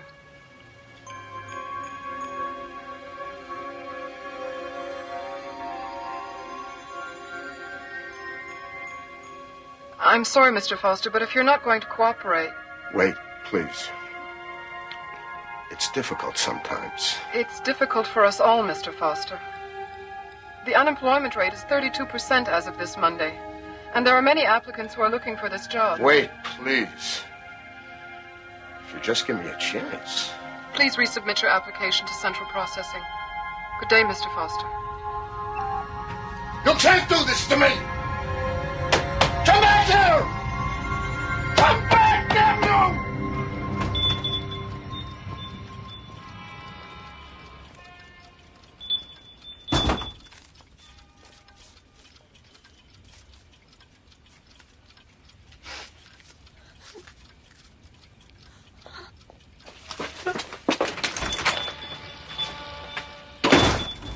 My God.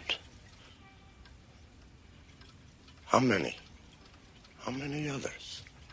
I run a business, Mr. Foster. Like any good business, it depends on volume. And diversity. One must be responsive to the fluctuations in the market. Oh, save me your grand gestures. You're not going anywhere. Even if you leave, you'll be back. Your kind always comes back. We come back because bread is $5 a loaf and meat you can't even buy unless it's on the black market. I look around, the only person I see eating is you. I pay you a fair price for what you have to sell. It's not enough. You say this minute is worth a nickel, an hour, maybe $1. $5 if something interesting's going on. What gives you the right to put a price tag on my life? I didn't. You did.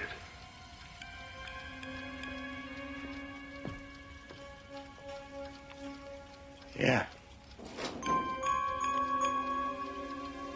I did, didn't I?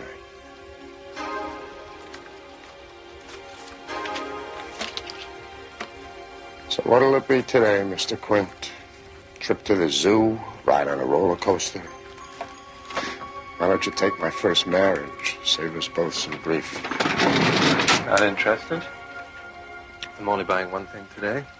We need a companion piece to the young lady who just left here. We want to buy the first time you made love. I can make you a very good offer. No. Take it or leave it.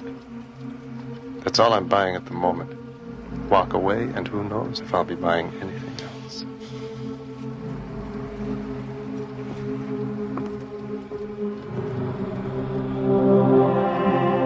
Tell me. Just tell me you love me.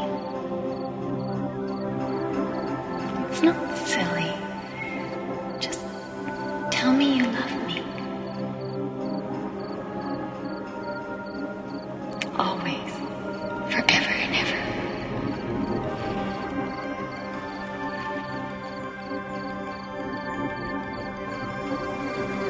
That will be all?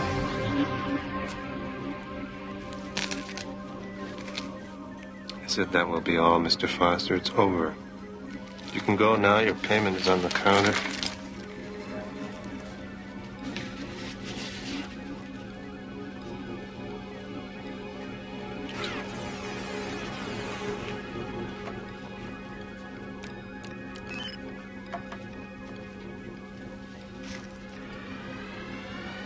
She's in here, isn't she? Don't touch the equipment.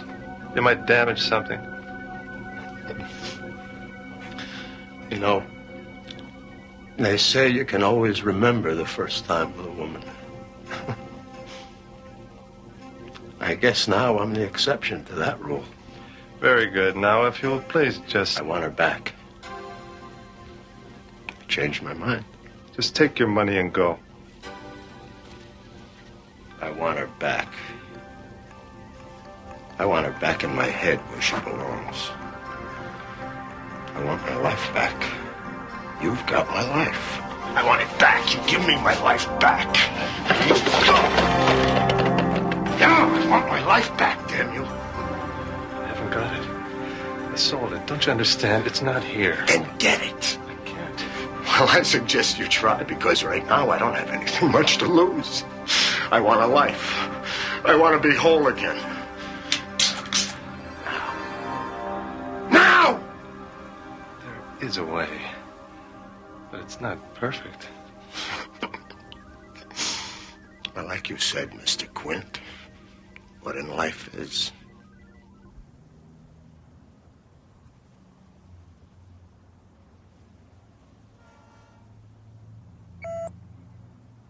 We received your new application, Mr. Foster.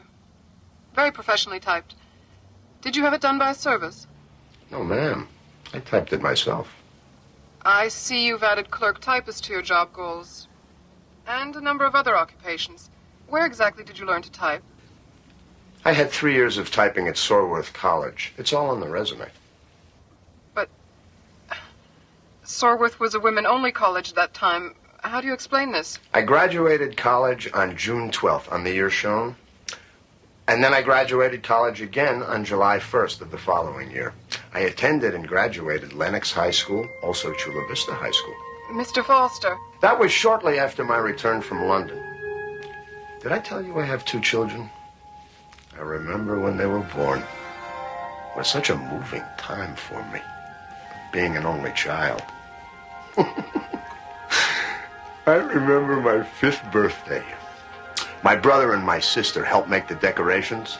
Mr. Foster. But of course, the credentials are what's at issue here. I should also mention that my German is quite fluent. I spent most of the last year in Vienna, and I worked as a translator and a secretary and a bus driver. And I interned at the Institut de Neurologica. Prior to that, Exit Simon Foster, a patchwork collection of lost dreams held together by the stolen memories of strangers. A man who discovered that we truly are the sum of our parts. Mr. Simon Foster, a very special resident of the Twilight Zone. Those were such wonderful times.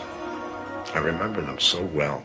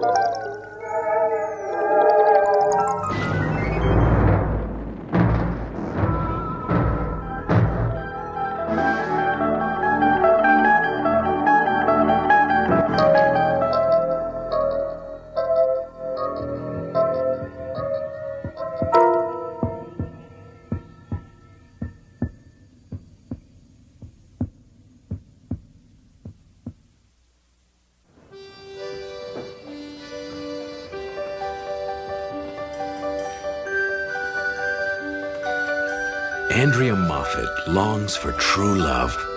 A man who is strong, handsome, and exotic, who desires her above all other women. She is about to learn that naivety has its price, and that the universe has a very curious sense of humor. Do you have the key for the other register? No, try the mouse. I think she had it last. She's not a mouse. Hamster? No, wait. Gerbil. Cute and fuzzy? Soft and squishy? You know, you're wasting your time with her.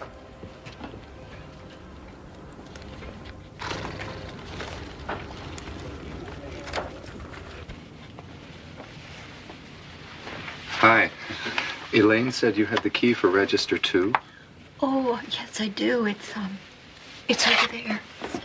It's no problem.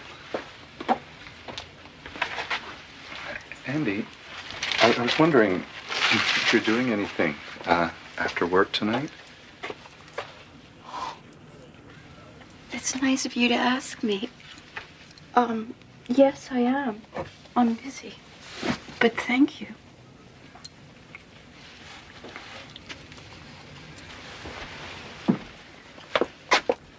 Squeak, squeak. You know, you really shouldn't pass up Carl. He's not such a bad catch. I mean, someone like you can't afford to be choosy. Quiet, I mean. I know. But he's no Prince Charming. Honey, there ain't no such animal. There are lots of other kinds of animals. I can tell you all about them.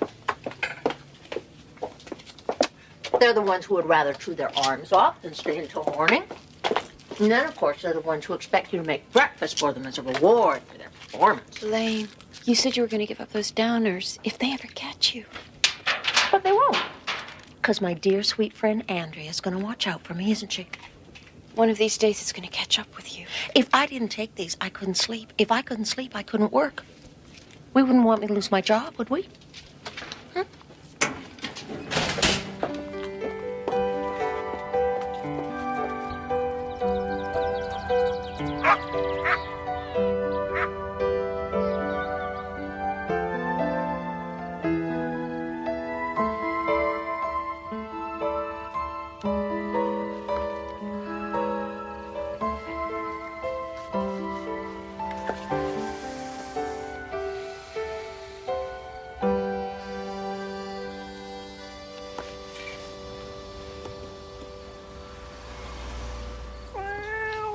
Oh, hello. Hello there. I haven't seen you around here before. Are you friendly? Let me see. Oh, you're a big one. Let me see you. Let me see you. Oh, what's the matter? You don't have a collar, huh? Didn't anyone buy you a collar? You know? If somebody loved you, they'd buy you a collar. There you go, big guy. Like that. Ooh, you're thirsty. Did you make a habit of it, though?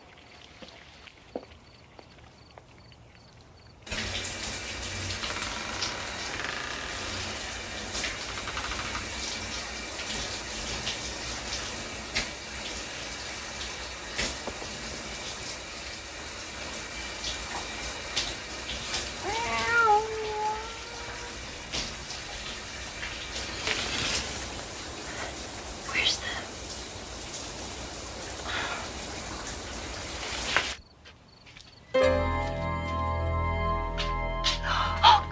Scream if you must. I've checked out your place. You've gone to a lot of trouble to isolate yourself, to hide from the world. Call the police. By all means. Tell them that you've seen a man turn into a cat.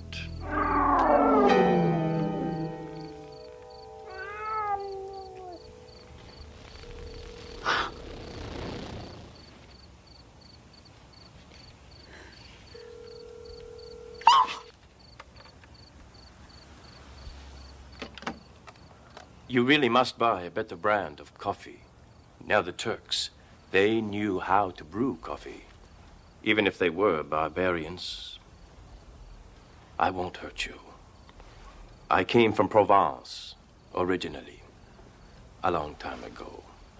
I was called Guillaume du Marchot.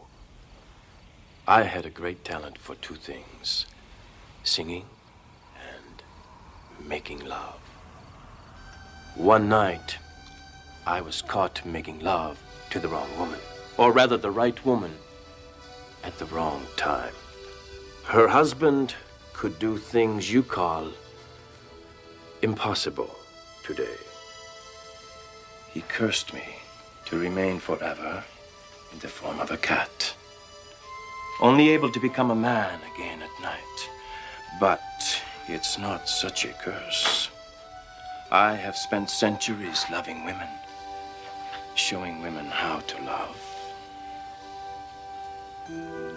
Women like you. If you ask me to go, I will go. But I promise you, you will never see my like again. Never feel the things that I alone can make you feel.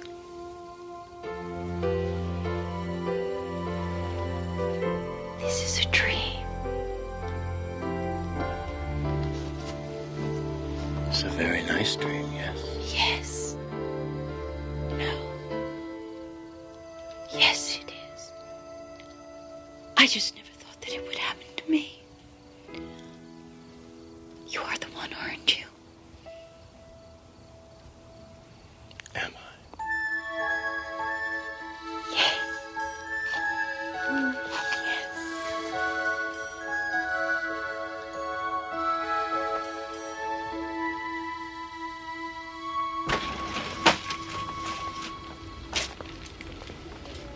Morning, Elaine. Morning, Carl. Chipper, happy, perky. The end of the world is upon us. Have you been drinking too much coffee again? No, I just had a nice night. Morning, Dr. Wood.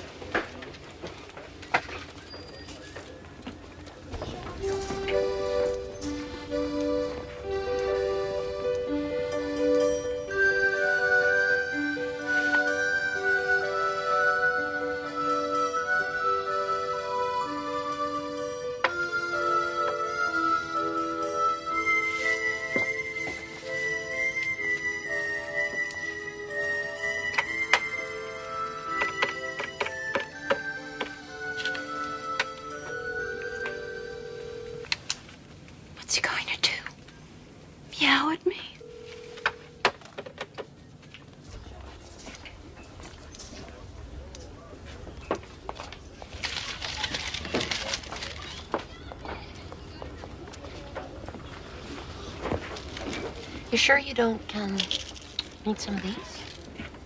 Would you please put them back? I'm just trying to be neighborly.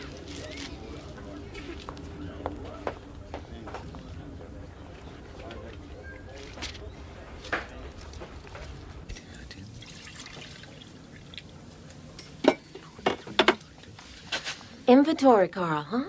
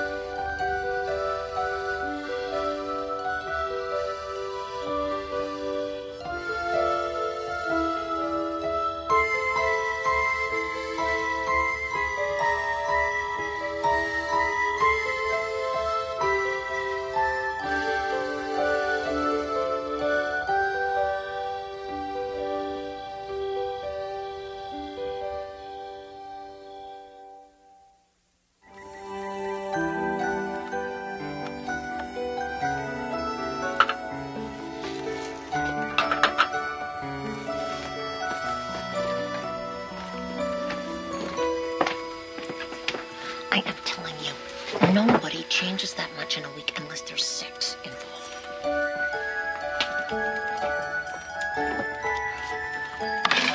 Oh, that's $36.75. What I would give to be a fly on the wall. As opposed to a bat in her belfry? Is that a remark? Hi. How are you? You do what? I have something for you. I have a present. Here it is.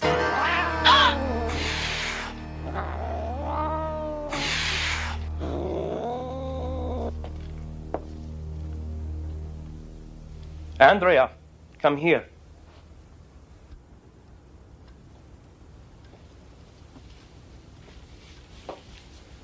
What were you thinking of? What do you think would have happened when I tried to become a man with this around my neck? I'm sorry, Guillaume. I just didn't want anyone to pick you up as a stray during the day. I didn't think. I haven't survived this long by letting some fool of a woman put a collar on me. No one owns Guillaume de Marchaux. No one. Do you hear? I'm sorry, Guillaume. I bought some other things for you. Shirts. Socks.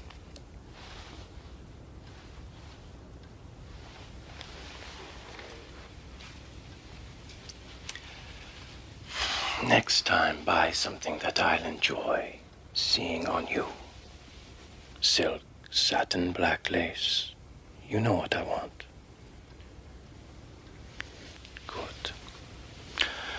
Until then, we shall simply have to do without.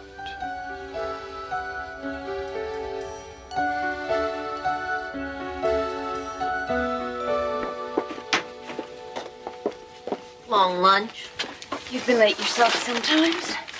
What have we got here? Oh! Who is this for? Is this for Carl, baby?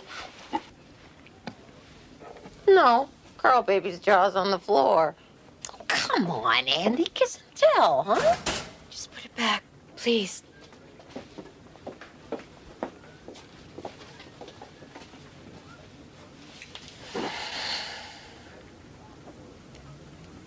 I think it's about time a certain fly made an appearance on a certain wall.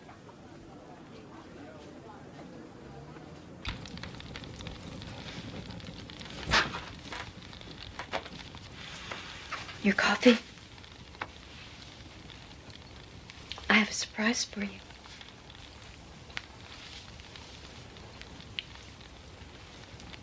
Yes, it's very nice.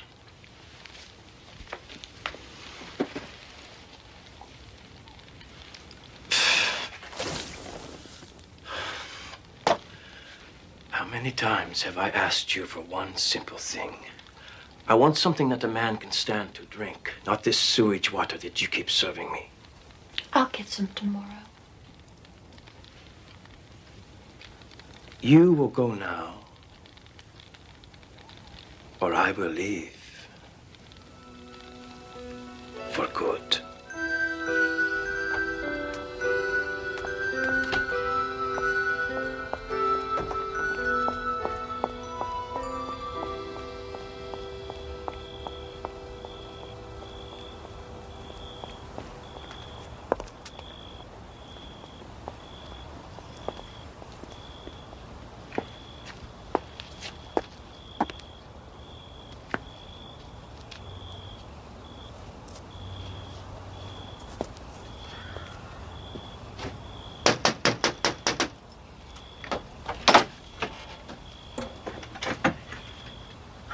Hi, I'm a friend of Andy's. Can I come in? Lately, Andy's been so, tense at work. I just thought I'd, stop in and see how she was getting on. I've heard a lot about you. Oh, nothing bad, I hope. That depends on what one means by bad, does it not? We have 20 minutes to become acquainted.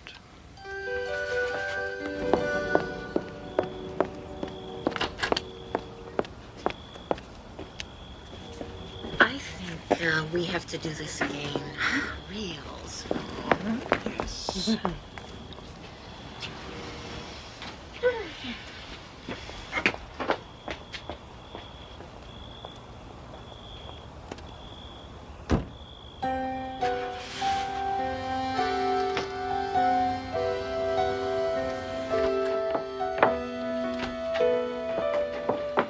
You just missed your friend, Elaine. I know what kind of a friend she is. How could you? I thought you loved me. Spare me the cliches. This isn't a scene from one of your silly books. I've been here too long. It's time I left. Oh, no, Guillaume. You can't. I love you. It is the way of the tomcat. I've had my fun, and so have you. Love had nothing to do with it. You're going to her, aren't you? Yes.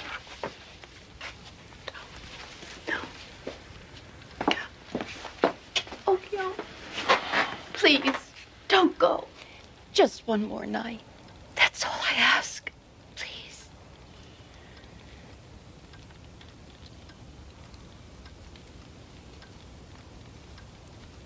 All right. One more night. I'll make some coffee.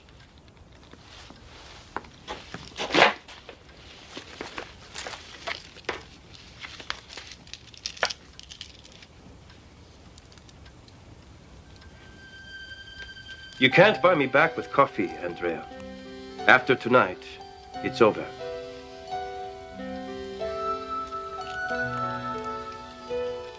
Yes. It's over.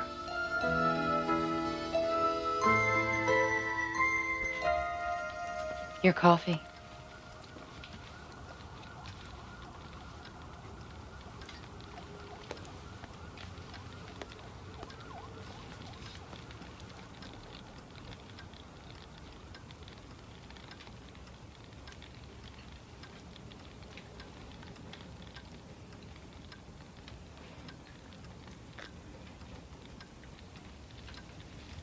Strong and bitter. As I like it. I'm glad that you like it. I picked it especially for you.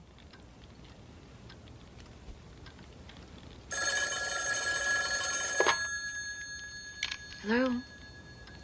Oh, hi, Carl. No, it's okay. Don't worry about it. Yeah, well, Elaine does things like that. haven't seen a movie in ages. Yeah, Friday night, that'd be fine. Sure. Yeah, I'll see you tomorrow. Yeah, me too. Bye.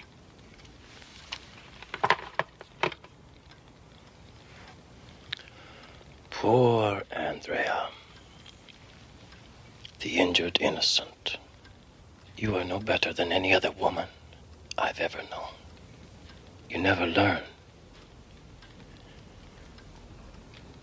You...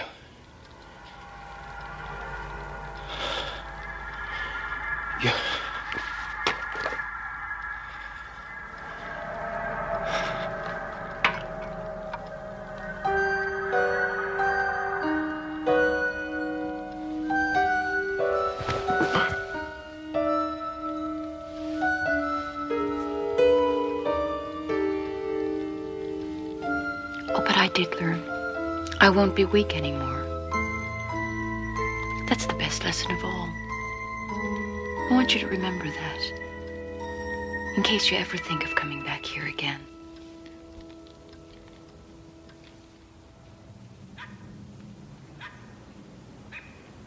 Have you been here before? No, I haven't been here before. Sex? Male. He's a tomcat. Well then, what can we do for you today? I'd like to have him fixed. A lesson on romance versus reality, with a word of warning for those who want to mix the two. Don't. Or you may find your head in the clouds, your feet on the ground, and the rest of you somewhere in the Twilight Zone.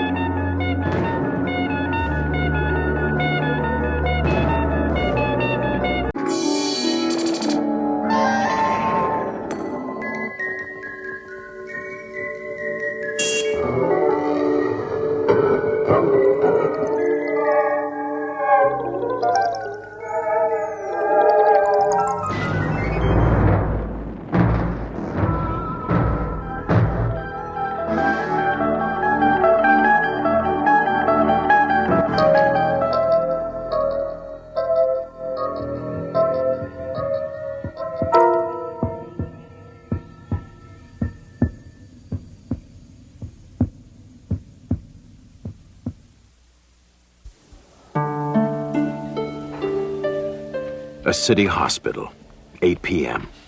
An unexpected visitor has just arrived, bearing unwelcome tidings. A disease so new the textbooks haven't recorded it. This, then, is its first case history, documented from the medical files of the Twilight Zone. I'm Nurse Hendricks. May I help you? It's my eyes. I need to see the doctor. Get Dr. Peterson. Here, let me take a look. No, Please, we can't help you if we don't know No, what's wrong with you. don't you touch me. I'll show the doctor. Get me the doctor immediately. Name?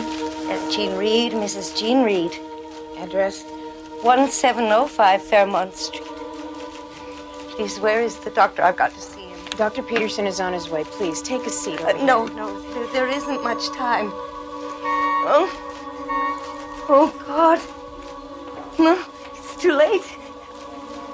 What's to it? Don't you understand? I can't see. I'm blind. Let me see.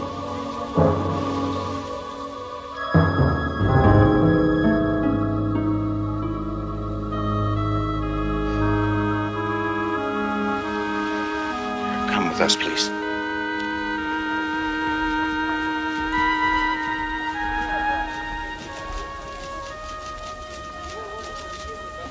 Morning, Lizzie.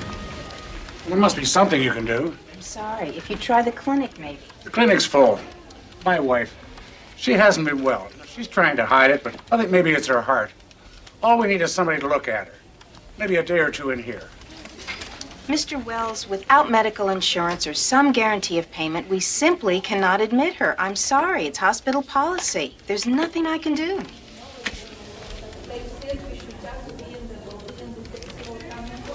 Come on, sweetheart.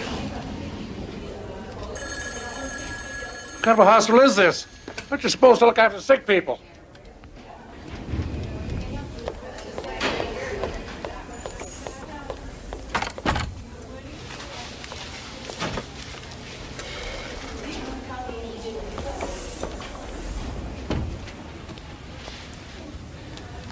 Couldn't help overhearing.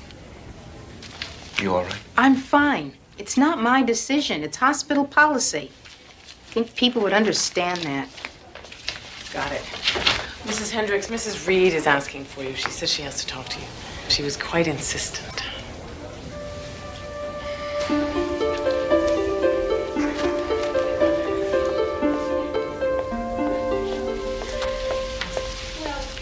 You wanted to see me, Mrs. Reed? Yes. Hello. Won't you sit down, please? I have a great deal of work to do, Mrs. Reed. I have something to tell you. Sit down, please. Dr. Robbins. Calling Dr. Robbins. Mrs. Hendricks, we're alike, I think. You and I. Mrs. Reed, I don't even know you, and I don't think you know me. No. But I sense that we're alike. We are two of a kind. Mrs. Reed, shouldn't you be sleeping? You're changing the subject. Of course. I know because I used to do the same thing. It's easier, isn't it? Prescribe a pill, suggest a nap, anything so you don't have to think about a person or talk to them. Am I right? Sleep is the best thing for you. Dr. Friedman will be in at 9. He's our chief of staff and one of the finest eye specialists in the country. You'll feel much better after he talks to you. Oh, I feel all right now, Mrs. Hendricks. It's you I'm worried about.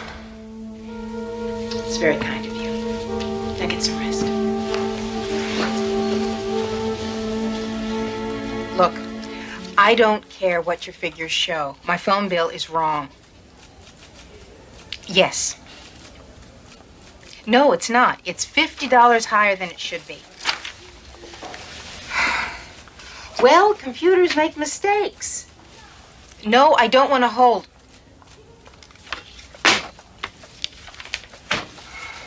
You look like you need a vacation, Claire. It's just the way people treat you sometimes. You want to...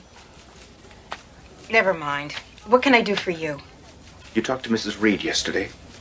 Did she say anything about her family? Her husband? Not that I recall. Why? He's here. Did he come in about his wife? No, he didn't even know she was here. Emergency picked up the call about an hour ago. He was calling for help. An ambulance just brought him in. He's gone blind, Claire, without apparent cause. It's contagious? He claims he's had it since last night. If it's contagious, she picked it up from him. But if she knew... Knew. I left him there and came in here to save herself. He says he begged her not to leave him. He must have passed out. Fear, I guess. When he came to, she was gone. He crawled around the house until he could find a telephone. It's hard to believe. When she came in here, she knew exactly what was happening. She must have seen it happen to him.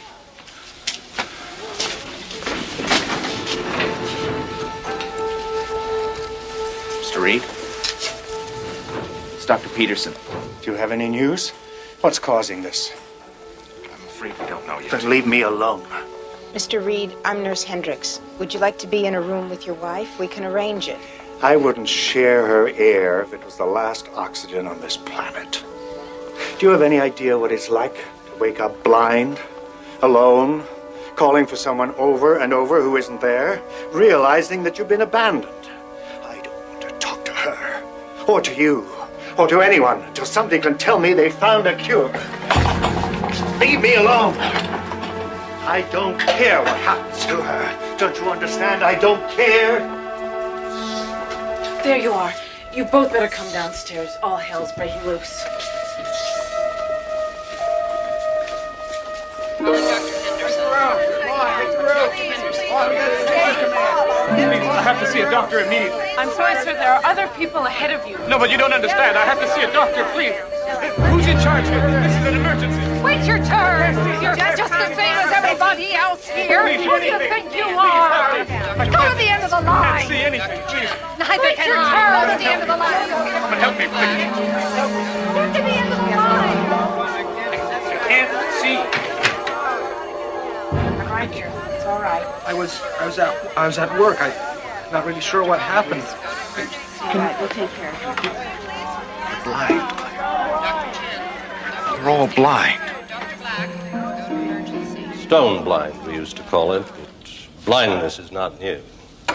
This growth, this ocular window shade is utterly beyond my experience. I've been informed that the Center for Disease Control in Atlanta has put out a full alert, and that the Surgeon General has convened an emergency meeting in Washington with some of our top physicians. Any delay in responding to this could cost us dearly. Agreed.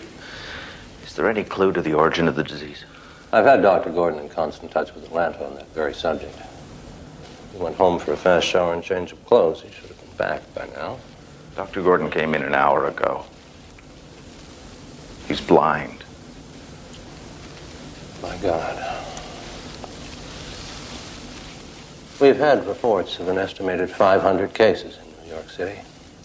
Los Angeles is running about the same. Seems we have an epidemic on our hands.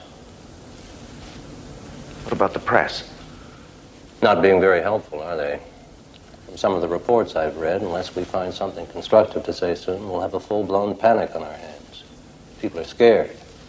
There must be something we can do. There is, and we are. But this is the difficult part.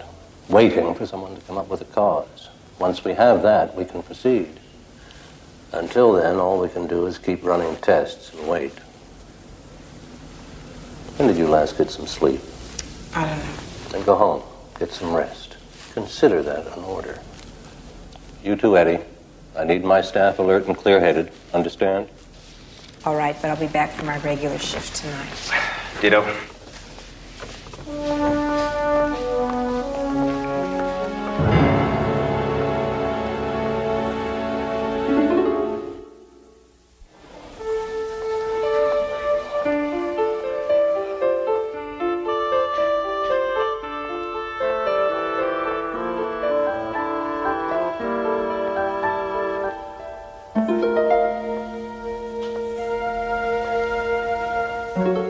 Who is it? It's me, Claire Hendricks. Oh. I'm glad you come to see me. Please, sit down. You must be exhausted. The others were talking about you, how hard you work. They call you a dedicated woman. Is that what they call me? Dedicated? Yes, they used to call me that, too. I was very businesslike. Nothing bothered me. Why did you come to visit me? I don't know. I was on my way home. Dr. Henderson. Yes. Normally you don't visit much, do you? The other nurses mentioned that, too. Is it because you sense it, too? That we're two of a kind, you and I? I should let you get some sleep. Look, I know what's happening to us. I know how it's happening, and I know why it's happening. Would you like to hear, Claire? Yes. It's because we're monkeys. Remember, see no evil, speak no evil, hear no evil. We used to be courteous, didn't we? We used to care. We used to rise up in outrage if someone was in pain or abused or unsheltered. But now, don't you see? We've cut ourselves off from so much. We refuse to see what's going on around us. We turn a blind eye to the pain. Now it's catching up with us. Now it truly is a blind eye. That's preposterous. Is it? I heard your husband went blind first, and you abandoned him. Is that true? He just gotten a call that his mother died. They were very close. When he heard, it was like someone discussing the weather. That's when he became a monkey. And I ran. Yes, I ran to save myself. Now I'm a monkey, too. This new growth is irritated and inflamed. The ocular muscles are functioning normally, though, which leads us to believe the eye itself is undamaged, though shuttered away beneath a curtain of flesh. There is a chance that surgery can remove this flesh curtain without injuring the eye, but we won't know for certain until we try it. There's still no news from Atlanta on possible causes? They may have a theory, but they're being pretty tight-lipped about it until they can confirm. They estimate that at the present rate, the number of those afflicted could reach 100,000 by week's end. What about the issue of quarantine? I can confirm that it's being discussed, but that's all. Because there's always a chance that it may not be a disease at all, but some sort of latent mutation triggered by some change in the environment. What's got 100 arms, 100 legs, 50 heads, and no eyes? The south wing of the hospital. Could I have your attention? I have just received a fax from Washington. At 1700 hours on the 10th of April, that would be only hours before the first case was discovered, an explosion was reported at a top-secret biological research lab in Alaska. It is presumed that certain unstable forms of bacteria may have been released into the atmosphere. It is estimated that their effects could be unpredictable. It is fairly certain that the bacteria released cannot survive long outside the laboratory.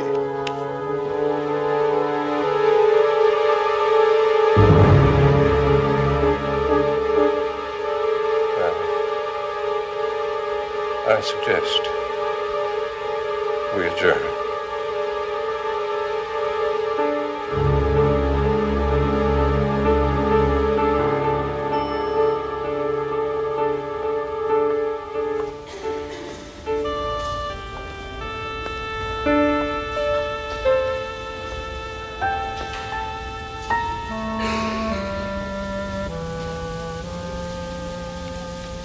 Claire, Hello, Eddie. I thought you were going home.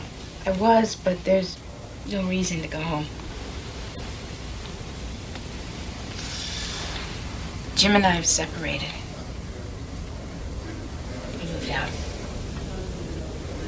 I'm sorry, I didn't know. Nothing acrimonious. It's all very calm and sensible. We just stopped connecting. We led our separate lives like two strangers just sharing the same space.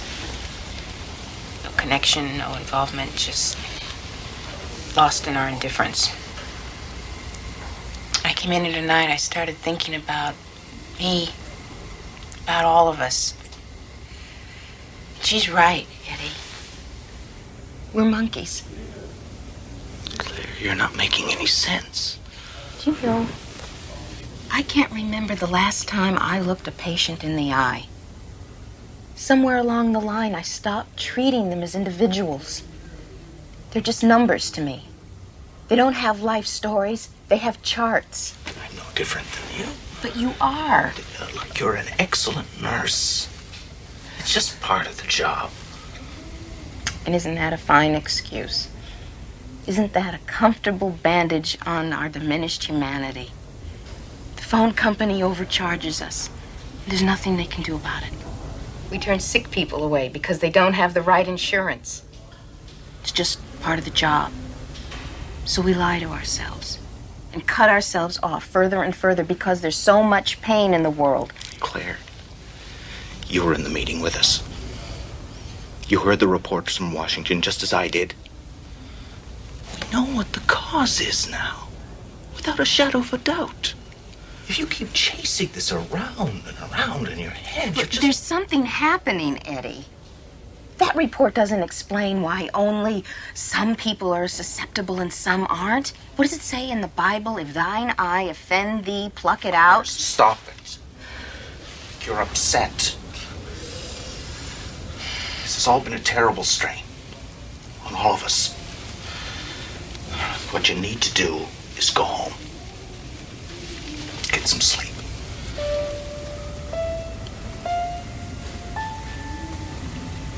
Yes, I'm sure that'll solve everything.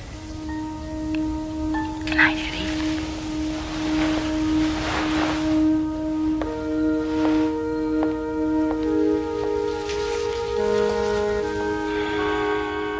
Oh, God. Oh, oh my. Help me. Somebody. Help. Claire, it's okay. Oh. It's okay, I'm here. Claire, it's me. I'm blind, Eddie. I'm blind. Steve.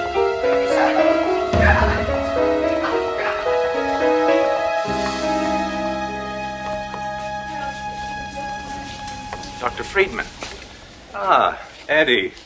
Good. Thank you. Dr. Peterson will play guide dog for a while. How's Claire? She's the same. No vision. None at all?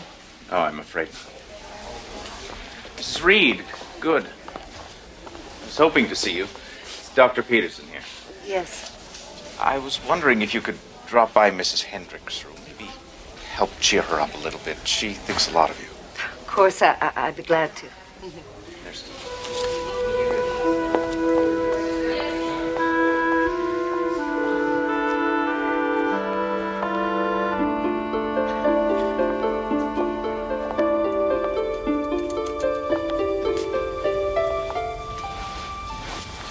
Mrs. Hendricks? It's me, Jean. Can I visit for a while? Of course. Well, isn't it exciting? We're going to see you again. Operation works. 20 out of 20 successful in L.A.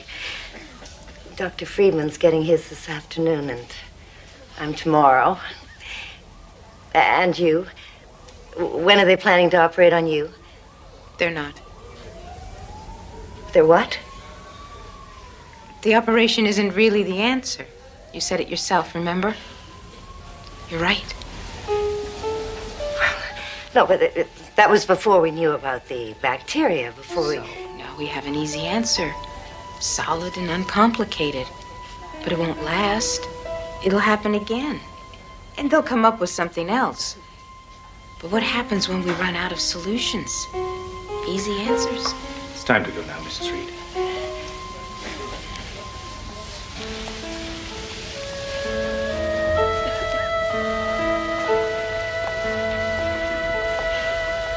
Wait, Dr. Peterson.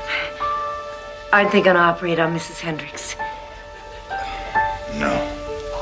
An operation isn't the answer in her case. Well, then how will she ever see again? She'll see again, Mrs. Reed. It'll just take her a little longer. Enigma, draped in hospital sheets and self-imposed darkness, with the added sobering thought that Claire Hendricks is perfectly correct in her own diagnosis. Take it as a warning, a cry for humanity, or a simple plea for responsibility from the dark places of the Twilight Zone.